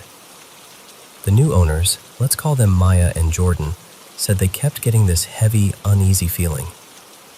Doors creaked, the air felt cold in certain rooms, all that classic something's off here stuff. And then they found out that a previous resident, a man named Grant, had died there by suicide. And immediately the comments turned into, "Oh, that makes sense. He must be trapped there." Like it neatly tied a bow on the whole thing. And I need people to hear what's wrong with that. When we say a haunting makes sense because someone died by suicide, we're turning a real human tragedy into a spooky plot twist. We're implying that dying by suicide is the kind of sin or wrong choice that gets you punished, cursed to linger, cursed to haunt, cursed to become a warning label on a property listing. And suicide and suicidal thoughts are already drowning in stigma. They don't need a supernatural layer of blame piled on top. Because imagine this for a second. Imagine you lost someone you loved that way. Imagine you're already carrying that grief, the confusion, the ache, the endless what-ifs. And then you stumble across strangers online saying your person is haunting a house because of what they did. Like their whole life and suffering can be reduced to bad energy and a creepy anecdote. That doesn't just hurt, it dehumanizes them. And honestly, when people jump to that conclusion, it tells me more about their bias than anything about the person who died. A lot of it, whether people admit it or not, is shaped by old religious ideas. This notion that suicide is a mortal sin and therefore deserves consequences. Even when someone doesn't consciously believe that, the residue of that thinking is everywhere. It leaks into how people talk about it. Punishment, shame, blame, trapped. And the thing is, there's no evidence for any of it. None. It's always just vibes. The room feels heavy. The house has a weird atmosphere. Okay. But instead of turning that discomfort into a story about a dead person being cursed, maybe look inward and ask, why does this topic make me react like that? What am I associating suicide with, emotionally, morally, culturally? Because here's what I know personally. I've experienced suicidal ideation, and I can tell you, people who reach that point are not sitting there thinking, wow, I can't wait to die and then spend eternity rattling cabinets to freak out the next tenants. That idea is not only ridiculous, it's cruel. It turns pain into entertainment and makes the person responsible for other people's discomfort even after they're gone. If I were a ghost, whatever that would even mean, I promise you, I wouldn't stick around humans who love telling stories like that. I'd go haunt a quiet stretch of woods, a forest, somewhere peaceful where no one's narrating my suffering like it's a campfire tale. And that's the heart of it. The haunting explanation isn't rooted in reality. It's rooted in a belief, spoken or unspoken, that people who die by suicide deserve something extra negative attached to their story. Some moral stain, some consequence. And that belief doesn't reveal anything about ghosts. It reveals how badly we still misunderstand suicide, and how quickly we turn suffering into folklore instead of meeting it with compassion.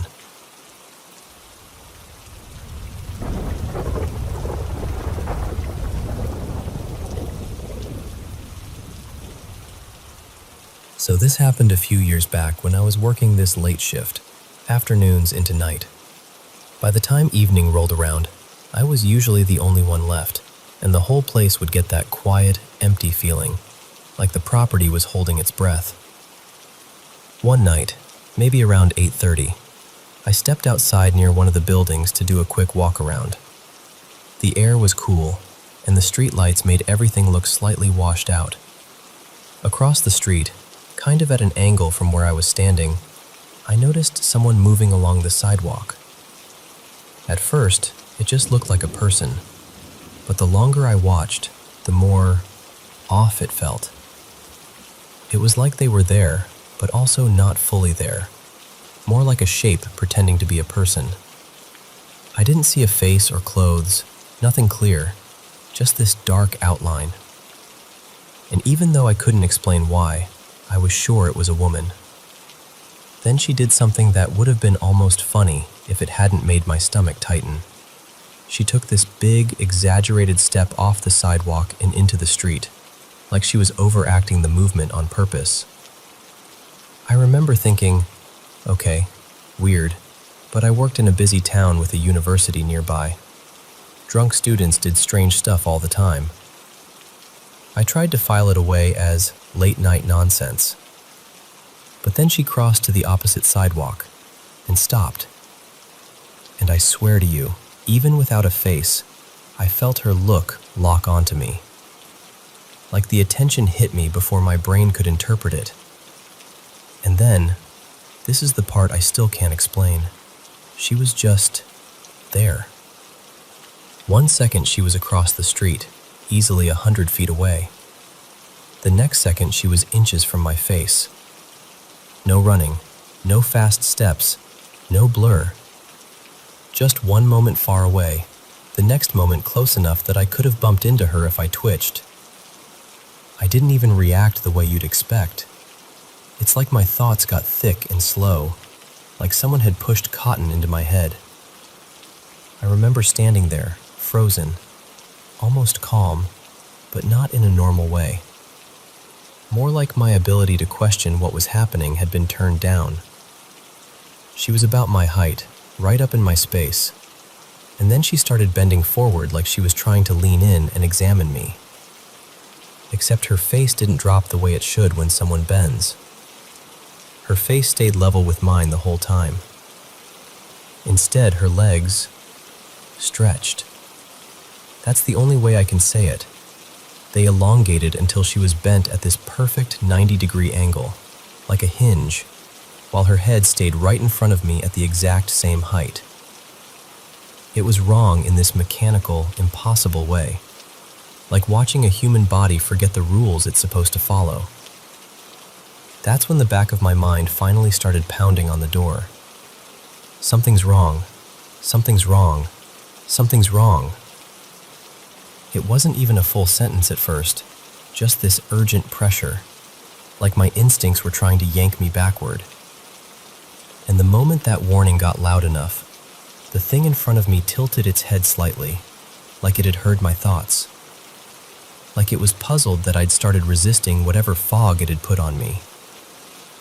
Then my brain caught a detail it should have noticed earlier. The sidewalk she'd stepped off of, the one with that exaggerated step into the street, had been lined with parked cars.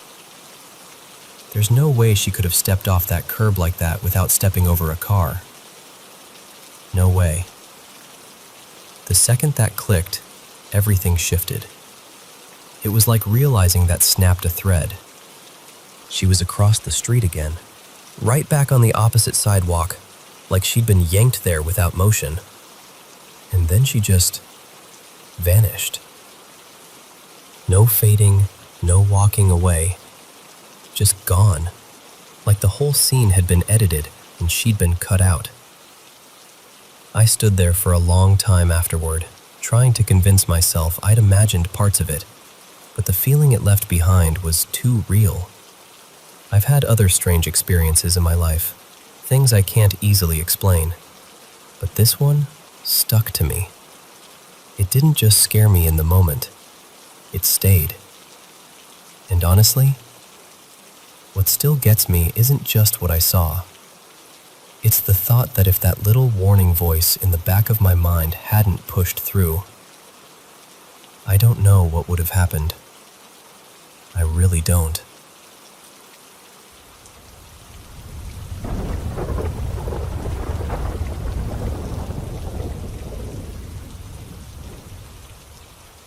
Hey, so I don't tell this story often, because even now it still gives me that gross, crawling feeling under my skin.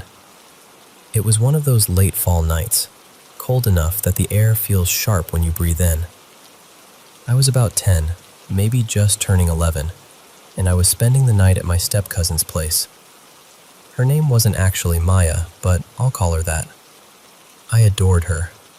Anytime we got to hang out, it felt like a mini vacation, laughing, making plans, about dumb stuff we swore was serious.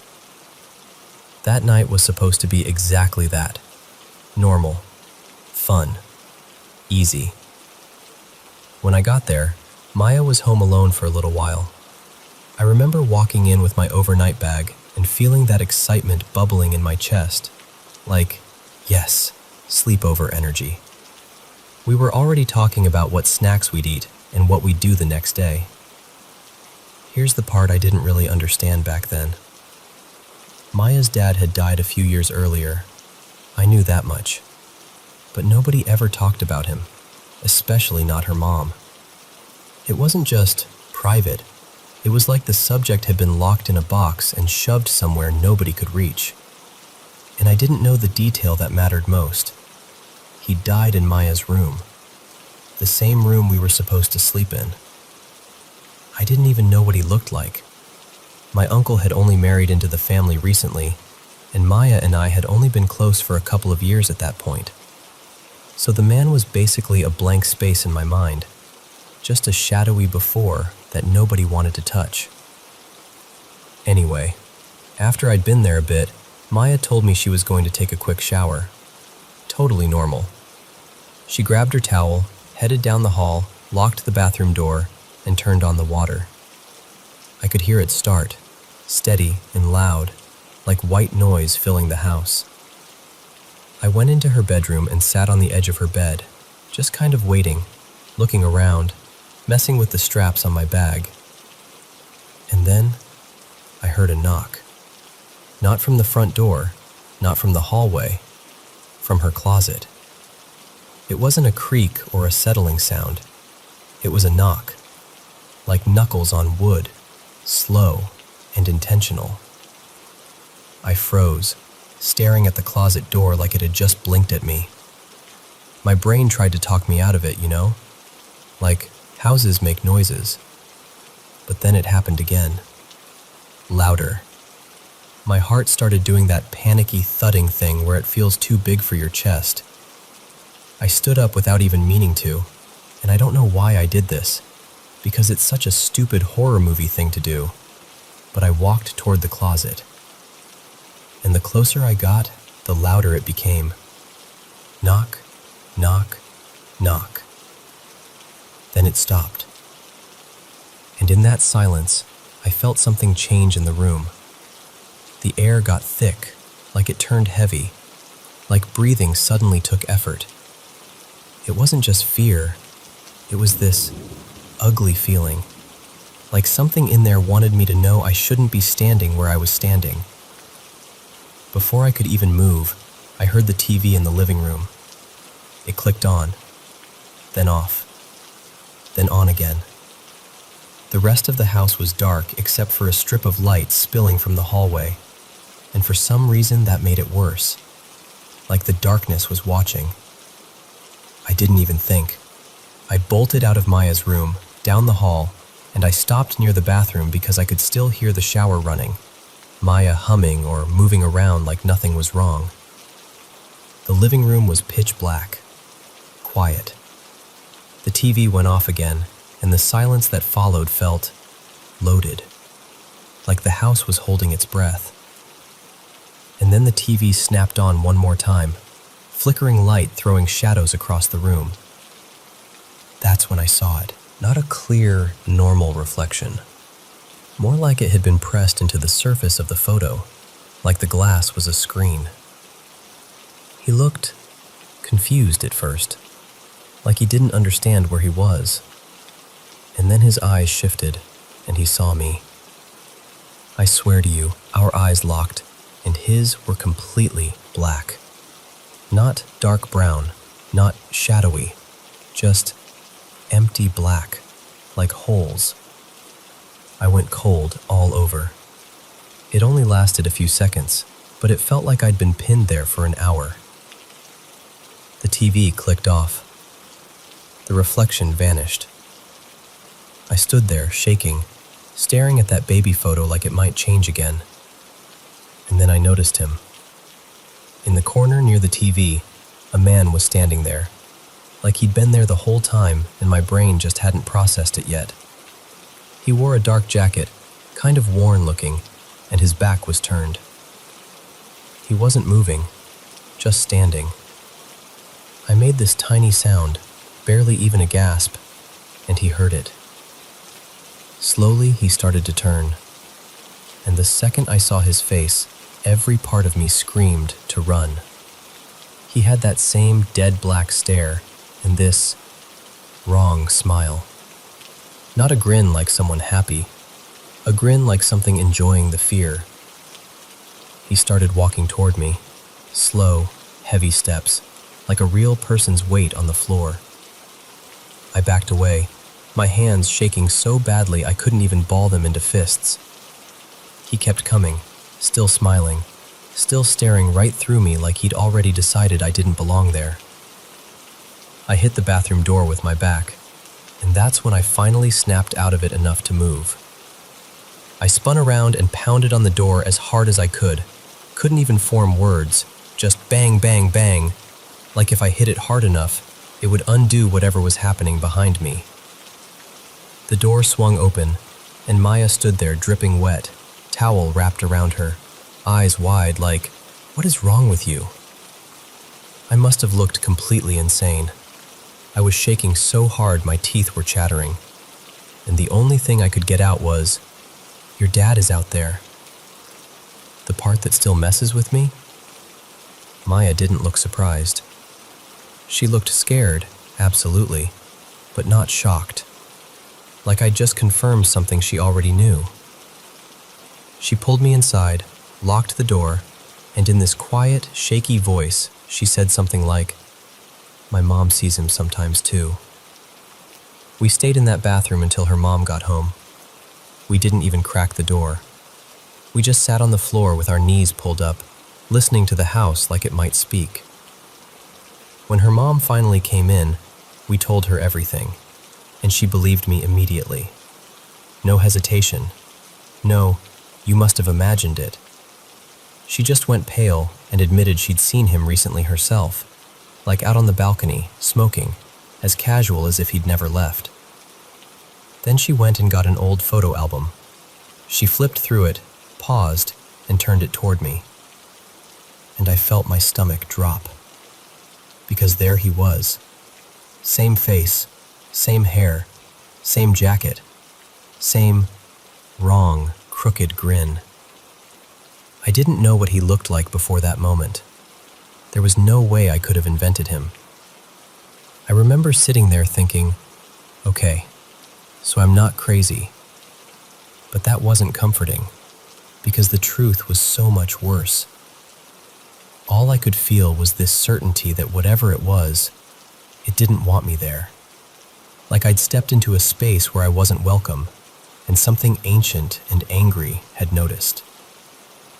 And honestly, I've had scary moments in my life since then, but nothing has ever felt like that night. Like the house wasn't just a house, like it was breathing around us. And even talking about it now, I swear I can still feel that cold, heavy air pressing in.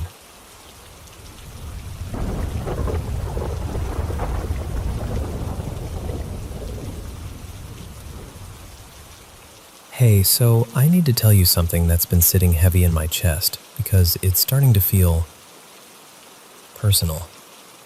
My name's Ethan, and my wife is Mara. We live in a creaky old apartment in Brooklyn, but I'm originally from Cleveland, the kind of place where the winters bite and every other house feels like it's holding its breath. Back home, I still own this rental property, an old 2-unit house built sometime in the 1920s with a first-floor apartment and a second-floor apartment. I've had it for, nearly 2 decades now. Back before we moved to New York, Mara and I actually lived in the upstairs unit for a few years. Even then, we used to half-joke, that the house had energy. Like you'd walk through a hallway and feel like something had just stepped out of your way. But nothing dramatic ever happened. No slamming doors, no movie stuff. Just a vibe. Then the pandemic hit and everything got weird, like the whole world was holding its breath. We ended up staying in the downstairs unit for close to a year with our little kid, Noah. And I swear to you, the feeling down there was different. Heavier. Like the house wasn't just old, it was occupied. It wasn't one big moment, it was this constant sense of being watched, especially near the basement door. When things finally calmed down, we went back to New York. After that, we basically kept the place empty and only stayed there a few weeks a year when we'd visit family. And at first, it seemed fine. But then this pattern started. Almost every time we'd go back to Cleveland and stay in the house, even for a short visit, one of us would get sick. Sometimes all of us. Headaches, stomach issues, that wiped out flu-y feeling. And it happened again and again for about 2 years. It got to the point where we started looking for logical explanations. Mold, old pipes, bad air, carbon monoxide, you name it. We couldn't prove anything, but it felt like something was messing with us. Like we weren't welcome. So last year, standing in that downstairs living room, feeling that pressure in the air, I finally said something out loud. Not yelling, not dramatic, just firm. I said something like, "This is my house. I'm not trying to fight with you. If you want to stay, fine. But you don't get to hurt us. You don't get to make us sick. Leave us alone when we're here." And the weirdest thing? It actually seemed to work. The next few visits, nobody got sick. But the presence didn't go away. It just shifted, like it backed up into the corners. I started hearing more little noises. Soft tapping, faint ticking sounds in rooms where nothing should be ticking. Stuff that made me stop and listen with my whole body. Then came our most recent visit, and that's when it went from unsettling to scary. Within the first couple days, things started breaking like dominoes. Our rental car wouldn't start one morning, dead battery out of nowhere. The toilet handle snapped internally like it had been yanked too hard. A hallway light that had worked the day before suddenly died. Then there was this faint smell in the basement. Turned out to be a small gas leak, which is not the kind of thing you shrug off. And to top it off, the bathtub faucet started dripping non-stop, fast enough that we had to call a plumber. Mara finally admitted something she'd been keeping mostly to herself. She had the basement. Always had. But this time, she said when she went down there to do laundry, she felt like something was behind her. Like a presence that wasn't just there, but aware. Watching her. Waiting. So after a few days of everything malfunctioning, and both of us walking around on edge, I snapped. Not at Mara, at whatever this was. I stood near the basement door and said out loud, "Enough! I'm done with the games. I'll get someone to bless this place. You're not welcome here anymore." I meant it. Mara flew back to New York a couple days before Noah and I did because she had work. Noah and I drove back later, and I honestly thought the worst of it was behind us. Like, okay, house is creepy. We'll deal with it later. Back to normal life. But then, the dreams started. The first night back in New York, Mara had this wild nightmare. She told me she was in this dim, dusty classroom, like an old schoolroom with bad lighting, and she was there with someone she couldn't clearly identify, like a friend that didn't have a face. And suddenly these curtains at the side of the room snapped open, and this woman came rushing out, hair messy, face twisted and furious, eyes too intense. The woman didn't hit her, but she got right up in her space, like she was trying to intimidate her. Mara kept saying, "Get away, get away," over and over. But then her voice started failing her, like her mouth wouldn't work, like something was zipping it shut. And that's the part that makes my stomach knot up, because I didn't just hear about it later. I heard it while it was happening. I woke up because Mara was making these muffled, frantic sounds. Not words, more like someone trying to speak through clenched teeth, like her mouth wouldn't open all the way. I shook her awake, and she whipped her head toward me like she'd been pulled out of water.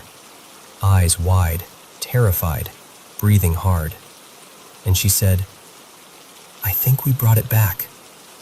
Night 2 was worse. This time, she dreamt she was alone in the basement of that house in Cleveland. But it wasn't our basement anymore. It was empty. No washer, no dryer, no shelves, nothing.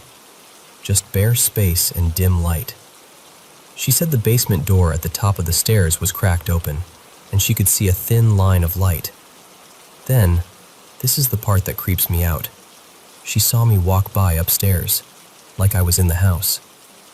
She watched me open the basement door all the way, like I was letting her up. So she tried to climb the stairs, but her legs felt heavy, like somebody had tied weights to them, like she was moving through wet cement. She couldn't lift her feet right. Then the dream shifted, and she was outside the house, staring at that same side door. And she watched me walking the property, sprinkling holy water at the corners, like I was trying to seal the place off. And that's when she saw a shadow appear to her right. Not a person, not a figure with details, just a shape that felt wrong, threatening in a way the crazy woman from the first night hadn't been. Like this wasn't anger, this was intention. She said in the dream I didn't notice it at all, like it could stand right there and I couldn't see it. But she could, and she felt it watching her like prey. And then, again, her voice started to disappear. Same sensation, like her mouth was being sealed shut, like she was trying to scream through a zipper. And once again, I woke up to the exact same muffled, struggling sounds coming from her side of the bed. I didn't hesitate. I shook her awake immediately. She came up gasping, eyes wet, hands trembling. And she just kept saying, "It's here. It followed us." So now she's planning to go to a church today to get holy water, even though we're not particularly religious people. We're just at that point where you stop caring how it sounds, you know? And the scariest part is this. It's not just that the house in Cleveland felt haunted. It's that after I told it to leave, it seems like it got angry. And now it's showing up where we sleep.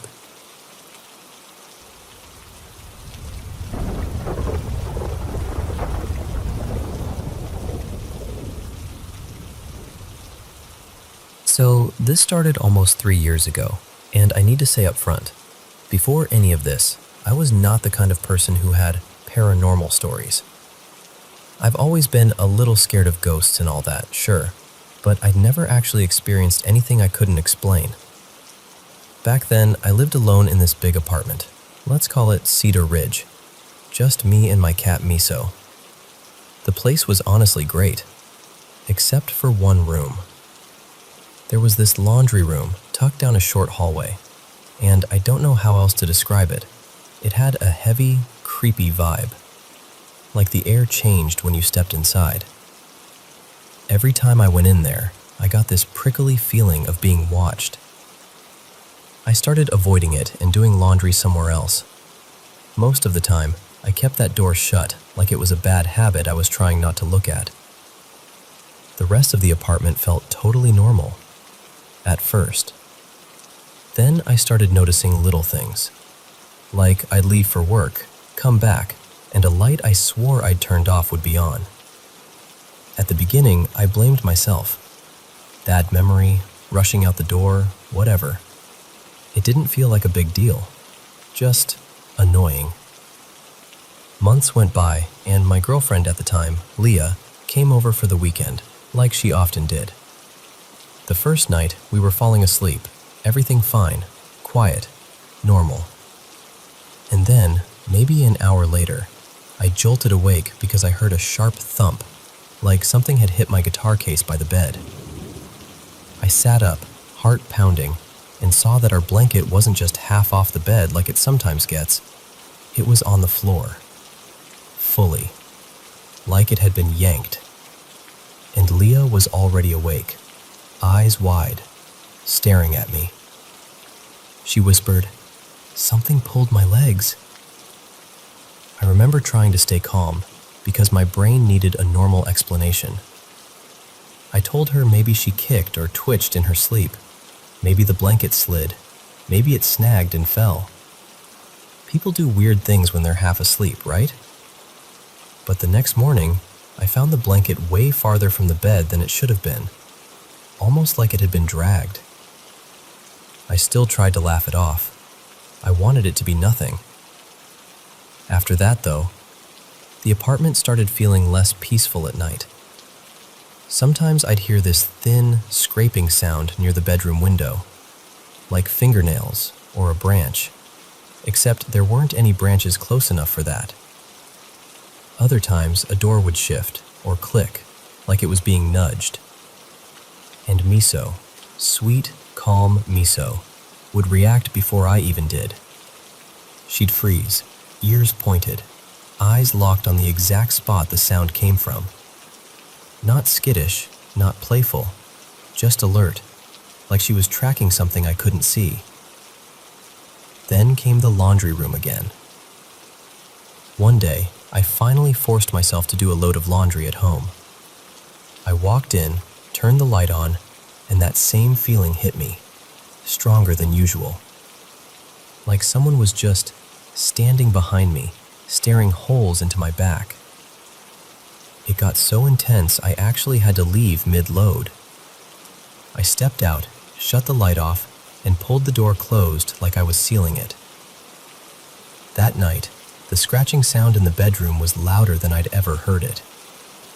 I couldn't fall back asleep, so I went to the kitchen to get a glass of water. And that's when I saw it. The laundry room light was on. Not flickering. Not a bad bulb. The switch had been flipped. I stood there staring, and Miso came up behind me, and then immediately stopped.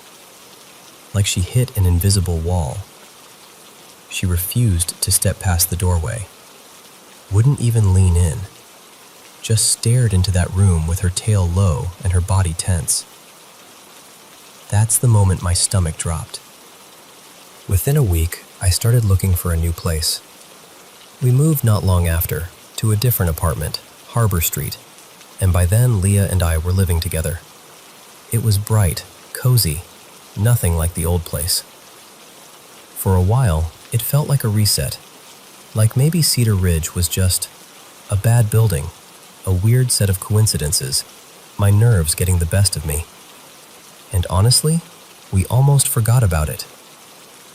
Until one night, we were lounging in the living room, just talking, and this heavy floor fan, one of those chunky ones that doesn't budge easily, suddenly launched sideways. I mean launched. It didn't tip or wobble. It moved like it had been shoved hard. It slid and toppled a good couple of meters from where it had been, and we both just sat there in stunned silence, staring at the space it used to occupy. We checked the floor, checked the cord, checked everything. There was no reason for it. Months went by with nothing else, and I almost convinced myself it was a freak accident. Then, one evening, we were talking about Leah's grandfather. He was really unwell, and we realized we'd both had the same dream the night before. In the dream, we were visiting him, standing in the same hallway, hearing the same little details. We were sitting at the table, quietly comparing what we remembered, when a ceramic pot, sitting dead center on the table, suddenly slid and shot off the edge. Not a slow slide, not a wobble. It went like someone had smacked it from the side. It hit the floor and skidded way farther than it should have, and we both jumped up, shaking, just staring at each other like, did that just happen? Miso was in the room too. She bolted under the couch and wouldn't come out for ages. That was the first time we said it out loud, this awful little idea we didn't want to believe. What if something followed us?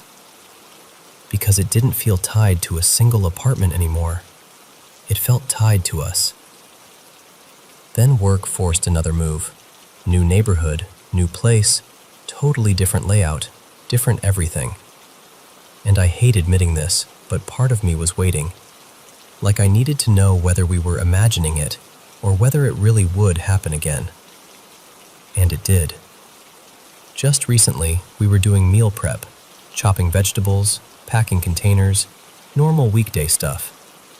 A dish was sitting on the table, not near the edge, not balanced weirdly. And right in front of us, it slid and got pushed straight off.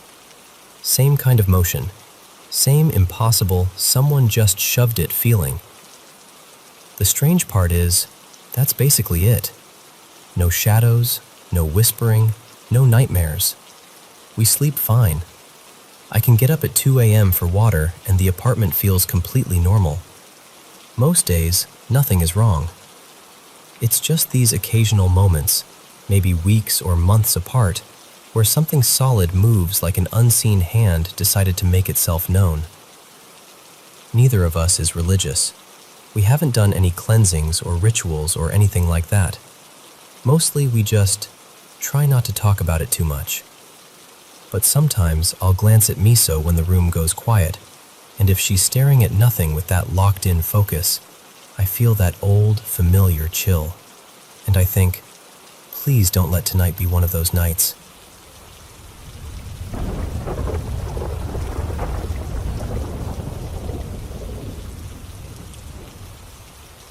So, this happened back in 2008, and even now I can't tell you what it was, only what it felt like. I was in my room, completely absorbed in a game I was obsessed with at the time, Risen.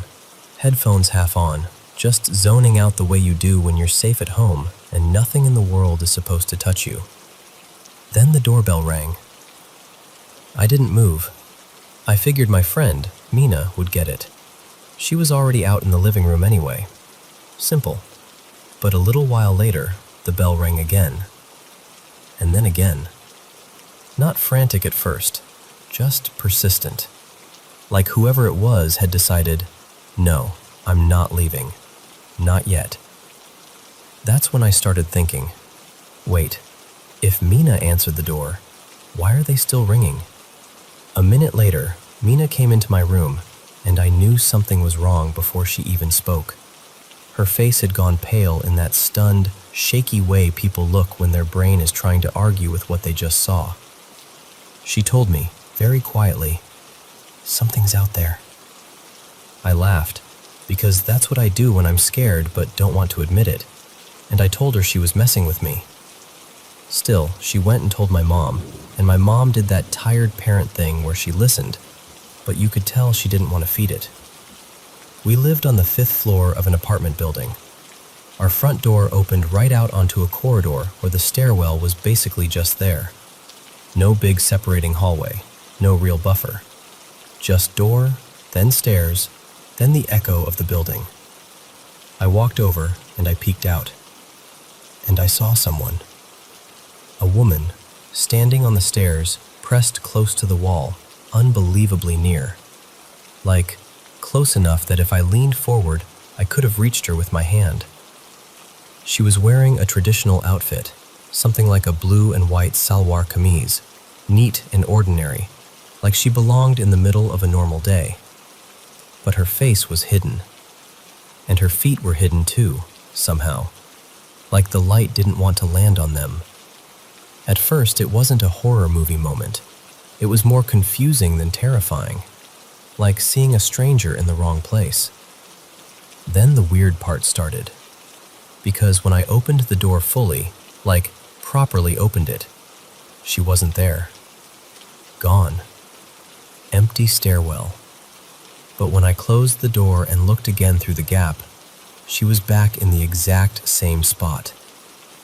I did it again. Open, nothing.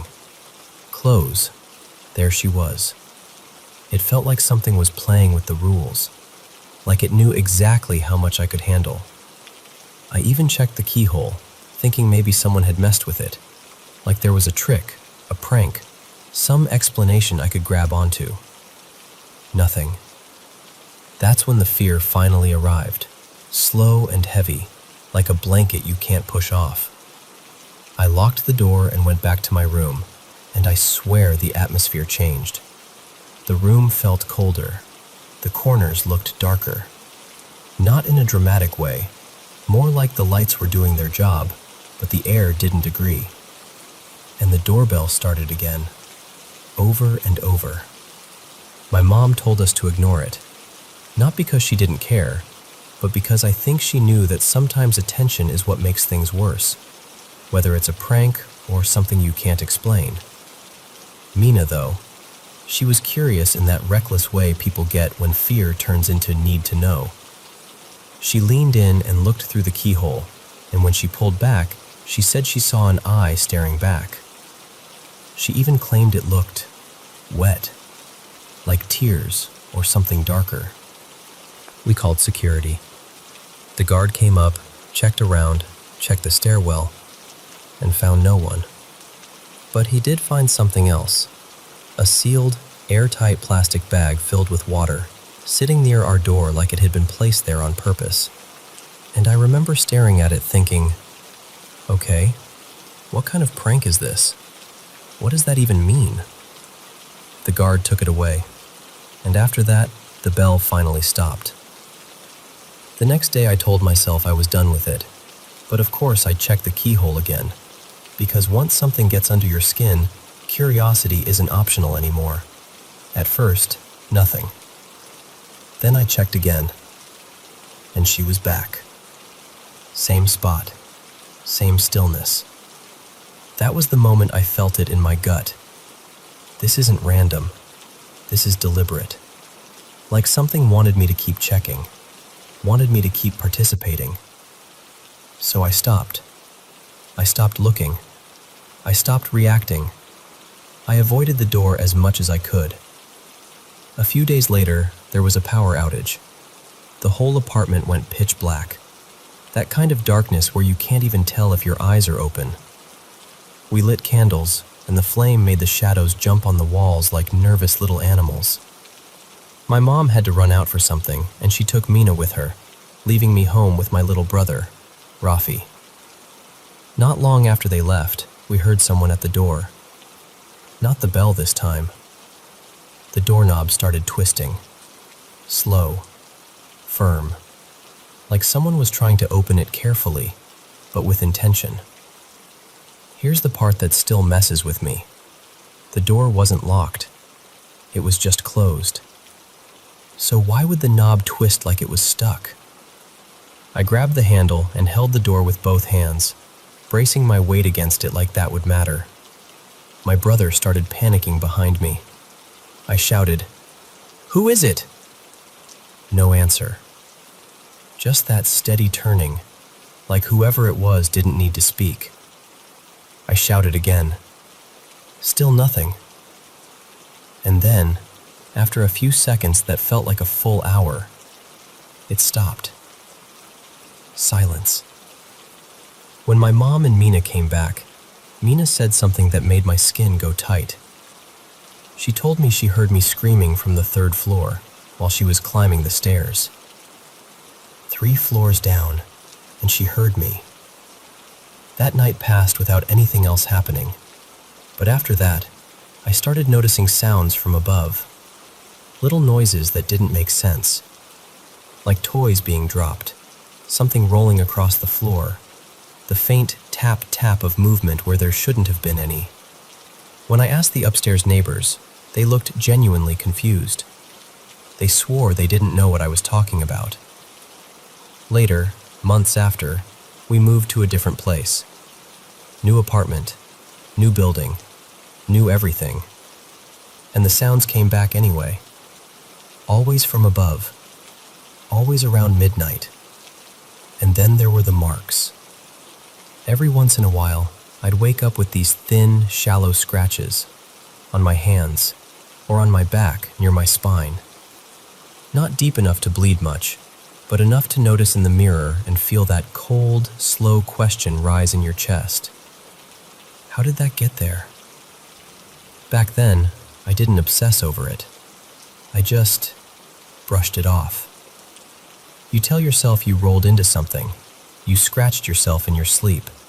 It's nothing, it's nothing, it's nothing. But looking back now, I can't pretend it didn't fit the pattern.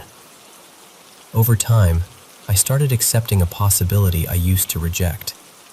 That there are things we share space with that we don't fully understand. If that's what it was, I'm honestly grateful it never escalated into something worse. Whatever was happening felt like it wanted to unsettle, to provoke, to toy with us, but not destroy us. And still, years later, I can't hear a doorbell ring again and again without my stomach tightening a little. Because part of me remembers exactly what it felt like to realize something on the other side of your door was paying attention. Not just to your home, but to you.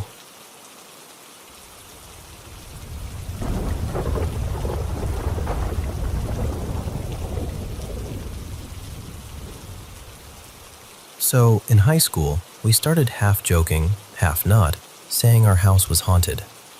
Not because we heard chains rattling or saw things flying off shelves, but because people kept insisting they'd seen my mom inside the house when she wasn't even home. And my mom hated it. Like, truly. She'd get embarrassed, offended, and instantly shut down if anyone brought it up around her. Which honestly made it feel even weirder, because it wasn't like we were trying to be dramatic. We were just repeating what other people were saying. The first moment I really remember happened a few nights before Christmas. It was late, the whole house was asleep, and my best friend, let's call her Tessa, was over helping me wrap a bunch of stupid prank gifts for my family. I was on the floor facing her, and she was on the couch facing the front door and the little bathroom down the hall. We were laughing, being quiet so we didn't wake anyone up. And then, out of nowhere, her face just drained. Like someone flipped a switch. She went totally pale, eyes locked on that hallway, and she looked genuinely terrified. It scared me so badly I scrambled up onto the couch beside her, whispering, "What? What did you see?" And she hesitated, like she didn't even want to say it out loud. Then finally she goes, "I think I just saw your mom standing in the downstairs bathroom." But my mom wasn't home. She was working a late shift. Neither of us moved for a second. We just sat there in this awful quiet. And then, almost like we'd made an unspoken pact, we didn't talk about it again that night. We just went back to wrapping gifts, but the whole vibe had changed, like the air got thick. Later on, my aunt, Maribel, lived with us for a while, and she told me a couple things that still make my stomach twist when I think about them. One night, she said she'd been lying in bed, not asleep, just resting, and suddenly it felt like someone got off the edge of her bed. Not someone sitting down. She specifically said she never felt the mattress sink like a person climbing on. Just that distinct sensation of weight lifting, like somebody had been there and stood up. And another time, she said she walked out of her room, turned to the corner, and nearly jumped out of her skin. She grabbed her chest and blurted, "Oh my gosh, Diane, you scared me." Then she looked again. No one was there. And my mom, well, in this version her name is Diane, was at work, not even close to home. It wasn't just my aunt either. I had a boyfriend in high school, Evan, and another guy I dated not long after graduation, Miles, and both of them had their own "I swear I saw your mom" moment. Like walking into the kitchen, turning their head, and seeing a figure that looked exactly like her moving through the room, when she was absolutely not home. And my little half-sister, Lila, she was younger and already kind of anxious about being away from her own house, so I never told her the haunted story. I didn't want that in her head. But she hated our downstairs bathroom. She'd avoid it if she could. She told me it felt negative, heavy, like walking into a room where someone had just been furious. One time she got really quiet and said she felt like an older woman was there. Not threatening exactly, just present, watching. Even our dog got involved, which is always the part that makes people lean in. We had this small dog, Biscuit, and for whatever reason, he would bark at the corner under the stairs, right above where the downstairs bathroom was. Not playful barking, like alarm barking, like he was upset. Sometimes we couldn't even calm him down right away, and it was honestly scary because he sounded distressed, like he was trying to warn us. And here's the part I didn't really want to say out loud back then, but I used to have these vivid dreams too. A lot. And so many of them were about my mom being possessed, like something had taken over her. And in the dream, she was coming for me, like she wanted to hurt me. I never told her because I already knew how embarrassed she felt about the whole "people see you when you're not here" thing. And our relationship at the time was rough enough without adding that on top of it. In real life, I wasn't usually scared in the house. That's the strange thing. I kind of made this rule in my head.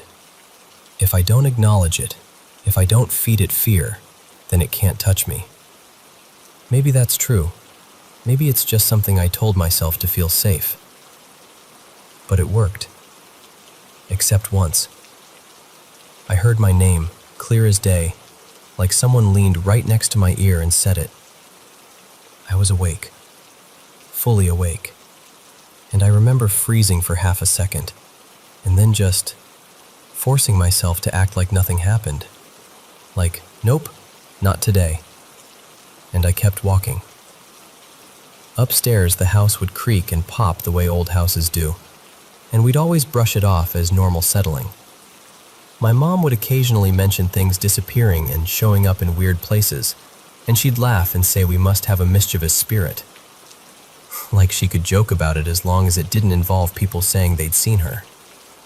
But if I'm being honest, our house always felt heavy. Even as a kid, when I'd go to other people's homes, it felt like the air was lighter, brighter, like you could breathe differently. And then I'd come back home and it was like stepping into a room where the walls were holding their breath.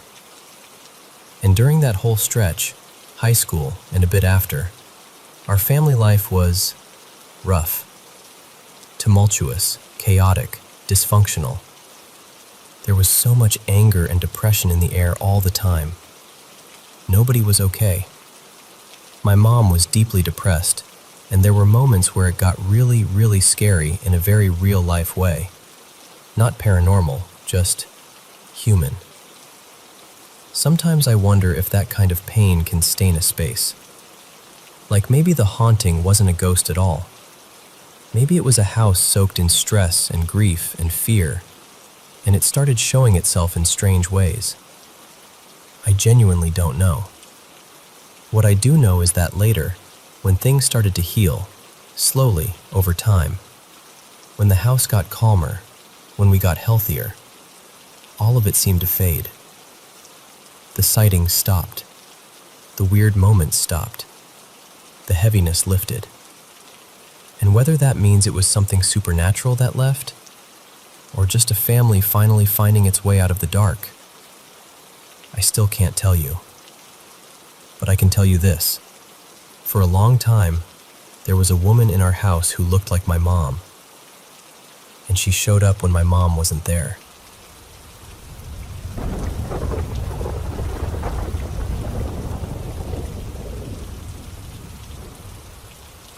So, I've never actually seen anything spooky with my own eyes.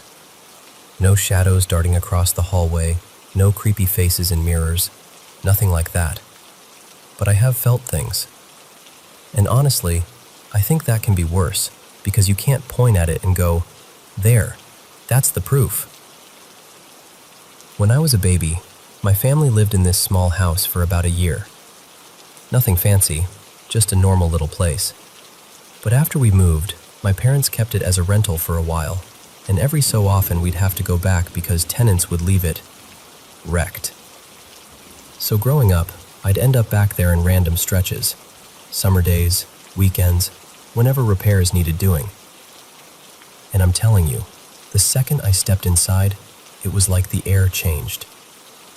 It hit me immediately, this heavy, pressing feeling, like walking into a room right after an argument you didn't witness. My stomach would tighten, my shoulders would tense, and I'd get this strong urge to stay close to whoever came with me. There were two rooms that were the worst. One was a narrow back bedroom, and the other was this little storage room off the hallway. I would avoid them like my life depended on it. I'd do that thing where you pretend you don't need to go in there, like, "Oh, I'll just stay out here and hold the trash bag," because even the doorway felt wrong. And it wasn't just creepy house vibes. It would get so intense that I'd feel watched. Like the moment I turned my back, something was right there, paying attention. I'd get that prickly heat up the back of my neck, and my heart would start thumping like I'd just run upstairs. I never told my parents either. I just figured they'd brush it off, and honestly, I didn't want them to look at me like I was being dramatic. There was also this smell. Not like rotten eggs or mold or anything you hear in movies. It wasn't even disgusting. It was just unnatural, like it didn't belong to any normal cause. The closest thing I can compare it to is a damp paint smell, like the walls had been freshly coated and never fully dried, even though nothing was wet. No leaks, no weird wiring issues, no mold problems that anyone ever found. And still, that smell hung around every single time we came back. Windows open, fans running, bleach and cleaners everywhere. It didn't matter. It was like the house had its own scent and refused to let go of it. What made it even stranger was the renters. People never lasted. A couple months, then gone. The longest anyone stayed was maybe a year. My parents would always blame it on people being flaky or life changes, but it happened so consistently that even as a kid I started noticing. Like, why does nobody ever settle here? And then, when I was around 16, maybe 17, my mom admitted something to me. We were talking about the old place, casually, not even in a spooky way, and she suddenly got this tight look on her face, like she regretted bringing it up at all. She told me that back when we first lived there, she used to hear noises at night. Specifically, she'd hear what sounded like someone in the kitchen, pantry doors opening, that soft clacking sound of hinges and little latches, like someone was searching through food. Then footsteps, slow, unhurried, moving through the house. And of course, she thought it was an intruder. So she'd wake my dad, Mark, and they'd both go check, scared and half awake, ready to catch someone in the act. But every time, there was no one. No broken window, no forced lock, nothing. Just silence, except the pantry. She said they'd walk into the kitchen and find multiple pantry doors open, sometimes all of them, wide open, like someone had stood there calmly deciding what to take, then wandered off. Here's the thing about my mom. Her name's Diane. She's not the type to make stuff up, and she's definitely not the type to casually chat about ghosts. She's deeply religious, the kind of person who gets visibly uncomfortable if a movie even suggests something paranormal. So when she told me this, I didn't get the sense she was trying to spook me. If anything, she seemed like she was confessing something she wished she could erase from her own memory. It's been over a decade since I've stepped foot in that house, but I still remember how it felt. That immediate heaviness, the watching sensation, that weird, damp paint smell that didn't belong to anything. And sometimes I think about asking my mom more, like, what else happened? Did she ever hear anything else? Did she ever feel what I felt? But honestly, I'm scared to. Not just because I don't want to hear the answers, but because I don't want to upset her. Like talking about it out loud might invite it back into the room with us. So yeah, I never saw anything. But that house? It's the only place that ever made me feel like I wasn't alone, even when I definitely was.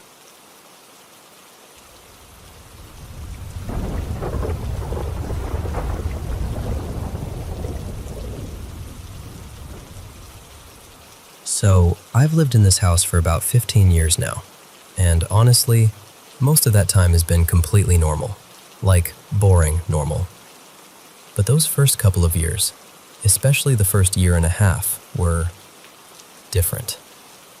And I still don't have a clean explanation for why it started, or why it stopped. To be clear, this place doesn't look like the kind of house you'd point at and go, "Yep, haunted." It's a standard single-family home in a quiet neighborhood, built in the late 80s. No tragic history we've ever heard of. No creepy cemetery vibes. Just a regular house on a regular street. When we first moved in, everything felt fine. We unpacked, got the kids settled, did all the normal new house stuff. And then, a few months in, our front door started doing this thing where it would open by itself. I mean, fully swing open. We'd be in the kitchen making dinner, talking about nothing, and suddenly the door would just creak and drift open like someone had decided to come in. The first few times we tried to laugh it off. My partner, Marcus, figured it was something simple. Loose hardware, a bad latch, maybe the door wasn't sitting right in the frame. And I'll admit, we weren't the best about locking the doors back then. We lived in a pretty peaceful area, and we had 2 massive dogs, our English Mastiffs, Diesel and Brandy. If anyone could get past those 2, honestly, they earned whatever they were trying to steal. Marcus tightened screws. Didn't help. He replaced the whole handle and lock set. Didn't help. We told ourselves it was the house settling, or pressure changes, or wind, or anything that didn't involve, anything else. But then the animals started acting weird. The cats, Miso and Juniper, would sit up like statues and stare at the same spot in the room, like they were watching something hover in the air. And not just stare, they'd track it, together, like their heads were following movement across an invisible line. The dogs were worse. Diesel would snap up out of sleep, stiff as a board, hackles raised, staring down the hallway like it had personally offended him. Brandy would give this low, warning bark that she never used unless someone was actually at the door. And that's what got under my skin. Because animals don't do that for no reason. Not like that. They weren't playing. They weren't being dramatic. They were reacting like something was there. And then came the night that still makes my stomach tighten when I think about it. It was right after the holidays, like the weird limbo week after Christmas where you don't know what day it is. It was late, past midnight. The kids were asleep, the house was quiet, and Marcus and I were just doing a little cleanup in the living room before heading to bed. And the front door swung open again. It hadn't done it in a while, which is the only reason I even remember it. It was almost like, "Oh, you're doing that again." I walked over, shut it, and this time I locked the deadbolt. I remember saying something like, "Okay, clearly it's windy tonight," and trying to sound casual even though my heart had done that stupid little jump. We went to bed, turned the lights off, and put something on streaming. One of those movies you half watch until you fall asleep. I was settling into that warm, heavy, almost asleep feeling when, bang! This loud crash from the hallway, like something had been thrown, not dropped. It jolted both of us upright immediately. He came back in with this confused look and said, "The snowman's broken."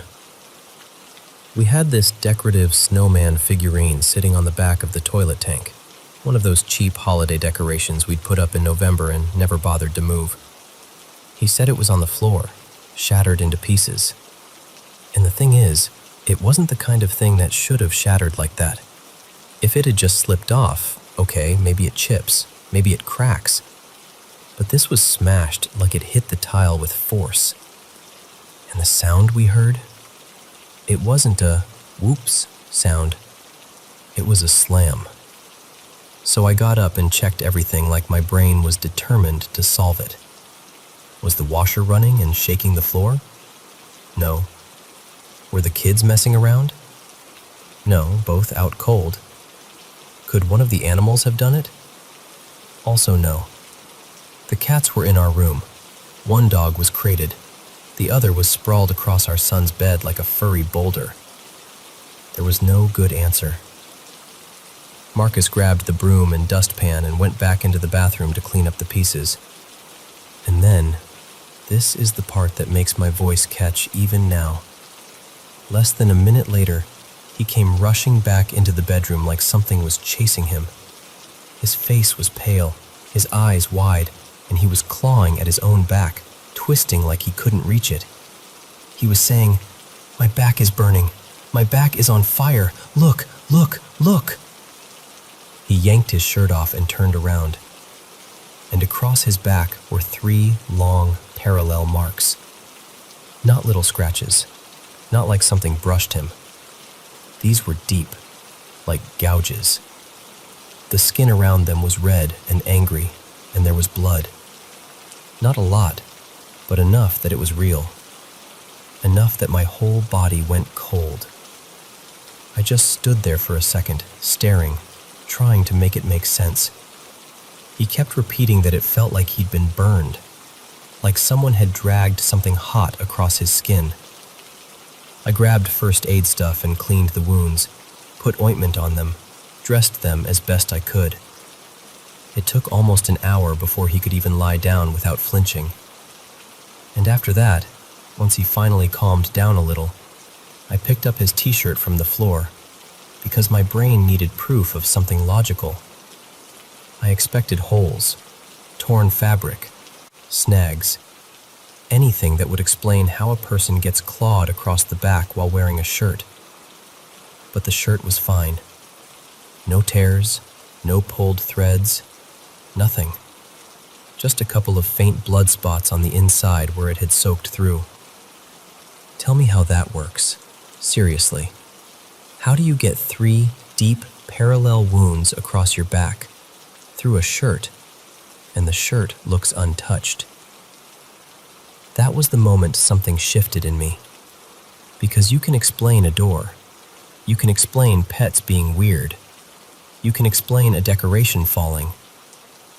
But that felt intentional. Like something had reached out and said, "Hey, I'm here." I'm not especially religious, but I do believe there's something bigger than us.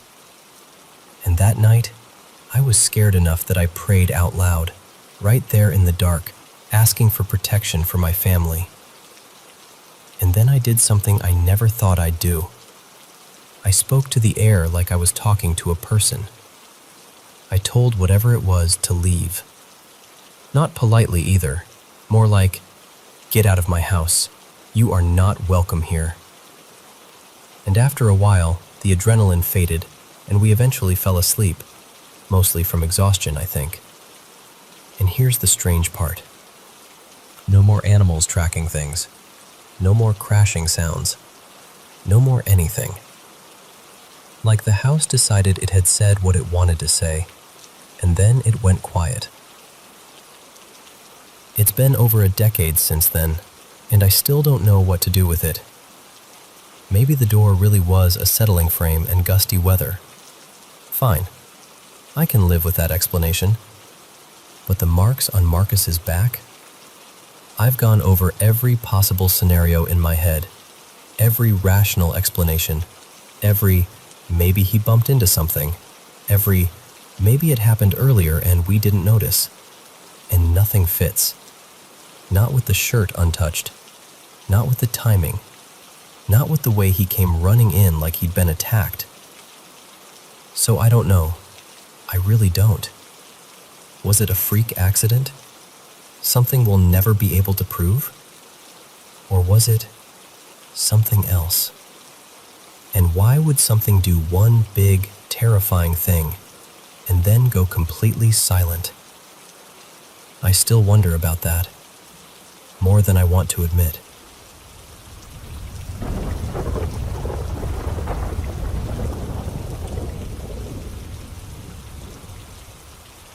Hey, so let me just tell you this the way I'd tell a friend, because that's honestly what it feels like. We bought this house a little over 5 years ago, late winter of 2021, and I'll be real, I didn't want to move. The market was brutal. It was one of those, this is what we can actually get situations, not the dreamy, this is what we imagined kind. And from day one, my kids weren't exactly shy about how they felt. They'd complain about little things, cold spots, weird vibes, shadows in the hallway. Stuff they insisted felt like someone else is here. I tried to brush it off as nerves, imagination, adjusting, but it kept coming up. My husband snores like it's his full-time job, so we started sleeping in different rooms. At some point, I was spending more nights in my son's room than my own because I just couldn't handle the noise anymore. He was about 12 back then, he's 14 now, and eventually we swapped rooms. I took his, and that's when I started feeling it. Not like seeing anything, just that heavy, aware feeling like you're not alone even though you are. I found out the previous owner passed away in that room, and I'll admit, I started picturing her there. In my head, her name became Marilyn. I don't even know why, it just fit. One night, I finally blurted out loud, "No, you can't stay here. This isn't your room anymore. You need to go." And after that, the presence stuff stopped, at least while I was awake. Every now and then, though, I'd catch this faint smell of cigarette smoke, like it drifted in for a second and vanished. She'd apparently been a heavy smoker, so I told myself it could be old walls, old vents, old everything. Still unsettling, but manageable. The neighbors didn't help. They had opinions. They told us she'd been a harsh woman, mean, bitter, the kind of person who could poison a room just by being in it. They said she died alone, on oxygen, with only her adult son coming around sometimes, and that she'd treated him terribly too. Whether that was all true, I don't know. But hearing it made that room feel thick with history. Anyway, fast forward to last week. I've been struggling with sleep for ages. I've tried different meds, teas, routines, everything. Nothing really sticks. So I decided, fine, I'm going to record my sleep and figure out what's going on. The first couple nights were kind of messy. Audio glitches, me shifting around a lot, small snores, normal stuff. But what really grabbed me was my oxygen. I was dipping below 85 at times. Once it even hit the high 70s, which scared me. That felt like a separate issue, like a call your doctor issue. Then on the third night, I heard it. This quiet little beep. At first, I thought it was just some weird artifact, like the app did something, or my phone made a notification noise that got picked up in the recording. But it happened again. and again, multiple times. My husband and I talked it through like rational adults. Maybe it was my smartwatch reacting to a drop in oxygen. Maybe it was a low battery alert. Maybe it was the phone adjusting something. But even with all that logic, I'm telling you, hearing that beeping in the dark on a recording of me sleeping made my skin crawl. So I tested it. Then last night, I decided to do a full recording. No shortcuts, no highlights only. Just the whole night. And the beeping came back like it was angry I'd noticed it. There were more than 10 instances. Some were evenly spaced, like a rhythm. Some were uneven, like unpredictable. The sound is faint. You have to crank the volume. But once you hear it, you can't unhear it. My teenager told me to screen record the playback on my phone so I'd have proof to show someone. So I did. I haven't edited anything. I wouldn't even know how. Now here's the part that makes me feel a little ridiculous saying out loud. There are only a few things in that room that even plug in. A lamp. A heating pad I use sometimes. My phone charger. That's basically it. My husband went through the room like he was on a mission, checking every outlet, every cord, everything that could possibly make a noise. And yes, technically, any of those items could beep under the right circumstances. But why does it stop when I remove one thing and come back when I record the full night? That's what's getting to me. So now I'm sitting here wondering, is it something totally explainable that I'm missing? Some sensor, some setting, some electronic hiccup? Or is it something else, like an echo, like a leftover imprint? Like that oxygen machine rhythm got baked into the room somehow, and now it's bleeding back through when the house is quiet enough. I don't know. I'm not claiming anything. I'm just saying, it's strange. And it's happening in the one room with the heaviest history in the whole house. And honestly, I'd love ideas. Rational, spooky, whatever you've got. Because right now I'm stuck between, there's definitely a logical reason, and why does it feel like the past is tapping me on the shoulder at night?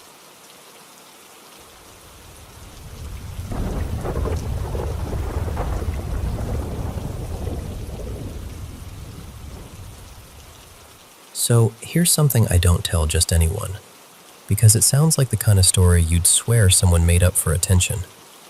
But I lived it. We all did. My family basically grew up inside a church. Well, above it.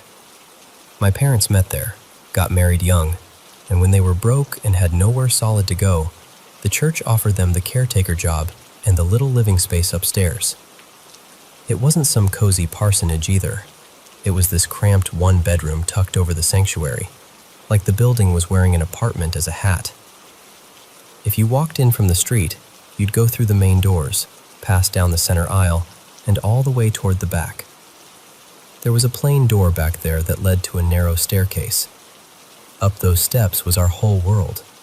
One tiny bedroom, a combined kitchen, living, dining area, and this little terrace off to the side with a laundry room right next to it. 5 people, 1 bedroom. Later, 2 dogs, too. It was tight, but when you're a kid, you don't really question it. You just make it normal. What wasn't normal was the way that building felt. And I don't mean old building creaks at night felt. I mean watched. Like the air could turn heavy without warning. Like someone had just walked into the room angry, except no one did. Sometimes it got cold in a way that didn't match the weather. Sometimes you'd hear movement, footsteps, slow and deliberate, when nobody was there. And the creepy part is, it wasn't just me. It happened to all of us, separately, together, whenever it felt like it. One night, my stepdad, Marco, was out of town for work. It was just my mom, my brothers, and me at the little table eating dinner. My youngest brother Eli was talking with his mouth full. My mom was doing that tired parent half smile, and for a minute, everything felt normal. Then we heard it. Footsteps on the stairs. Slow, measured, like someone taking their time. But what made my stomach drop was the sound. Sharp taps, like a woman in heels. Tap, tap, tap. They climbed the staircase that came up from the church below, and every single one of us went silent, like we'd all turned into statues at the same time. The steps reached the top. Then, this is the part I still hate thinking about, they didn't stop at the door. They kept going.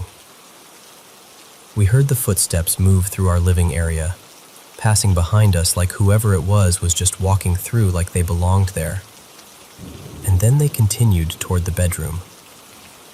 I remember my mom's voice, low and shaky, asking, "Did you hear that?" We all nodded. No one wanted to be the first one to say, "Yes, and I think we're in trouble." My oldest brother, Noah, was always the logic first type, like the kind of person who wanted to fix fear by solving it. He stood up, grabbed a kitchen knife, trying to look brave, trying to make us feel brave, and he checked every corner of that apartment. Then he went further and checked downstairs in the church itself. Nothing. No one. And weirdly, that almost made it worse. But it also broke the tension just enough that the two of us younger kids could breathe again. Another time, I came home with my mom after running errands, bags of groceries digging into our fingers, and we found my middle brother, Mateo, curled into a corner like he was trying to disappear into the wall. He was crying, full body trembling. He said he'd been on the computer and heard footsteps coming straight toward him, like someone was marching right up behind his chair. And honestly, I don't blame him. There were nights I'd wake up to voices drifting up from the church, muffled, like conversation, like someone was down there when no one should have been. I'd lie in bed and realize I couldn't move. Not a finger, not my head, just trapped in my own body, staring into the dark. And I'd feel it, this presence, like something was standing near the laundry room door, staring. We had these windows that lined up in a way where the terrace and the bedroom felt connected, and at night, it was like that whole side of the apartment became a corridor for whatever it was. The next morning, I asked Mateo if he'd been downstairs talking to anyone during the night. He looked at me like I was insane and said, "I wasn't even home." That place had patterns too. Thursdays were always the worst. Prayer nights, more people, more emotion. The church also held funerals, and there was this sense, hard to explain, that grief lingered, like the building absorbed it. One day during a service, a woman collapsed and died, right there in the sanctuary. They did CPR and brought her back. Everyone talked about it like a miracle, and maybe it was. But after that, the atmosphere felt stirred up, like something had been yanked open. My mom tried to keep us safe in the only way she knew how. She would anoint the stairs, the doors, the corners of rooms, like drawing invisible lines and begging whatever was there not to cross them. She was always the most sensitive one, the kind of person who knows when someone is looking at them even from across a crowded room. Only this wasn't a crowded room. This was a dark apartment above an empty church. She told me she'd feel touches at night, a brush against her arm, a pressure on the mattress. Sometimes she'd wake up to something whispering near her ear, not words she could understand, but close enough to make your skin crawl.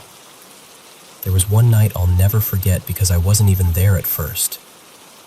I was out at a friend's birthday, some loud little bar, music rattling the glasses, everyone laughing like the world was simple. Then my phone rang and I saw my mom's name. The second I answered, I knew something was wrong. Her voice was cracked, frantic. She was alone and said she heard someone run up the stairs from the church, fast, like sprinting, And then that temporary timed light switched on downstairs, the one that stayed lit for about half a minute so you could cross the sanctuary without turning everything on. She told me it turned on like someone had triggered it, and she was terrified because why would anyone be in there? And why would they run? I left immediately. I don't even remember saying goodbye. And here's the thing. When we finally moved out, after nearly 3 decades, I expected to carry that fear with me forever. I expected every creak in a new house to send me spiraling. But it didn't. Once we were gone, it was like stepping out of a storm you didn't realize you'd been living inside. The truly strange part? The new pastors decided to move into that apartment after we left. They lasted about a month. A month. Then one of them approached my mom, trying to sound casual, like he didn't want to admit anything, and asked her if we'd ever felt a presence up there, like someone brushing past you, touching you, when no one was visible. And then she added, "We lived with them for years." I still feel sensitive, I guess. Like my nerves remember what it's like to be watched by something you can't see. But I've never felt that exact panic again, that tight-chested, trapped in your own home kind of fear. And sometimes, when I look back, I swear that place wasn't just haunted. It felt like a doorway. Like something in that church, under all the prayers, all the grief, all the people pleading and sobbing and singing, left an opening behind. And something noticed we were living right above it.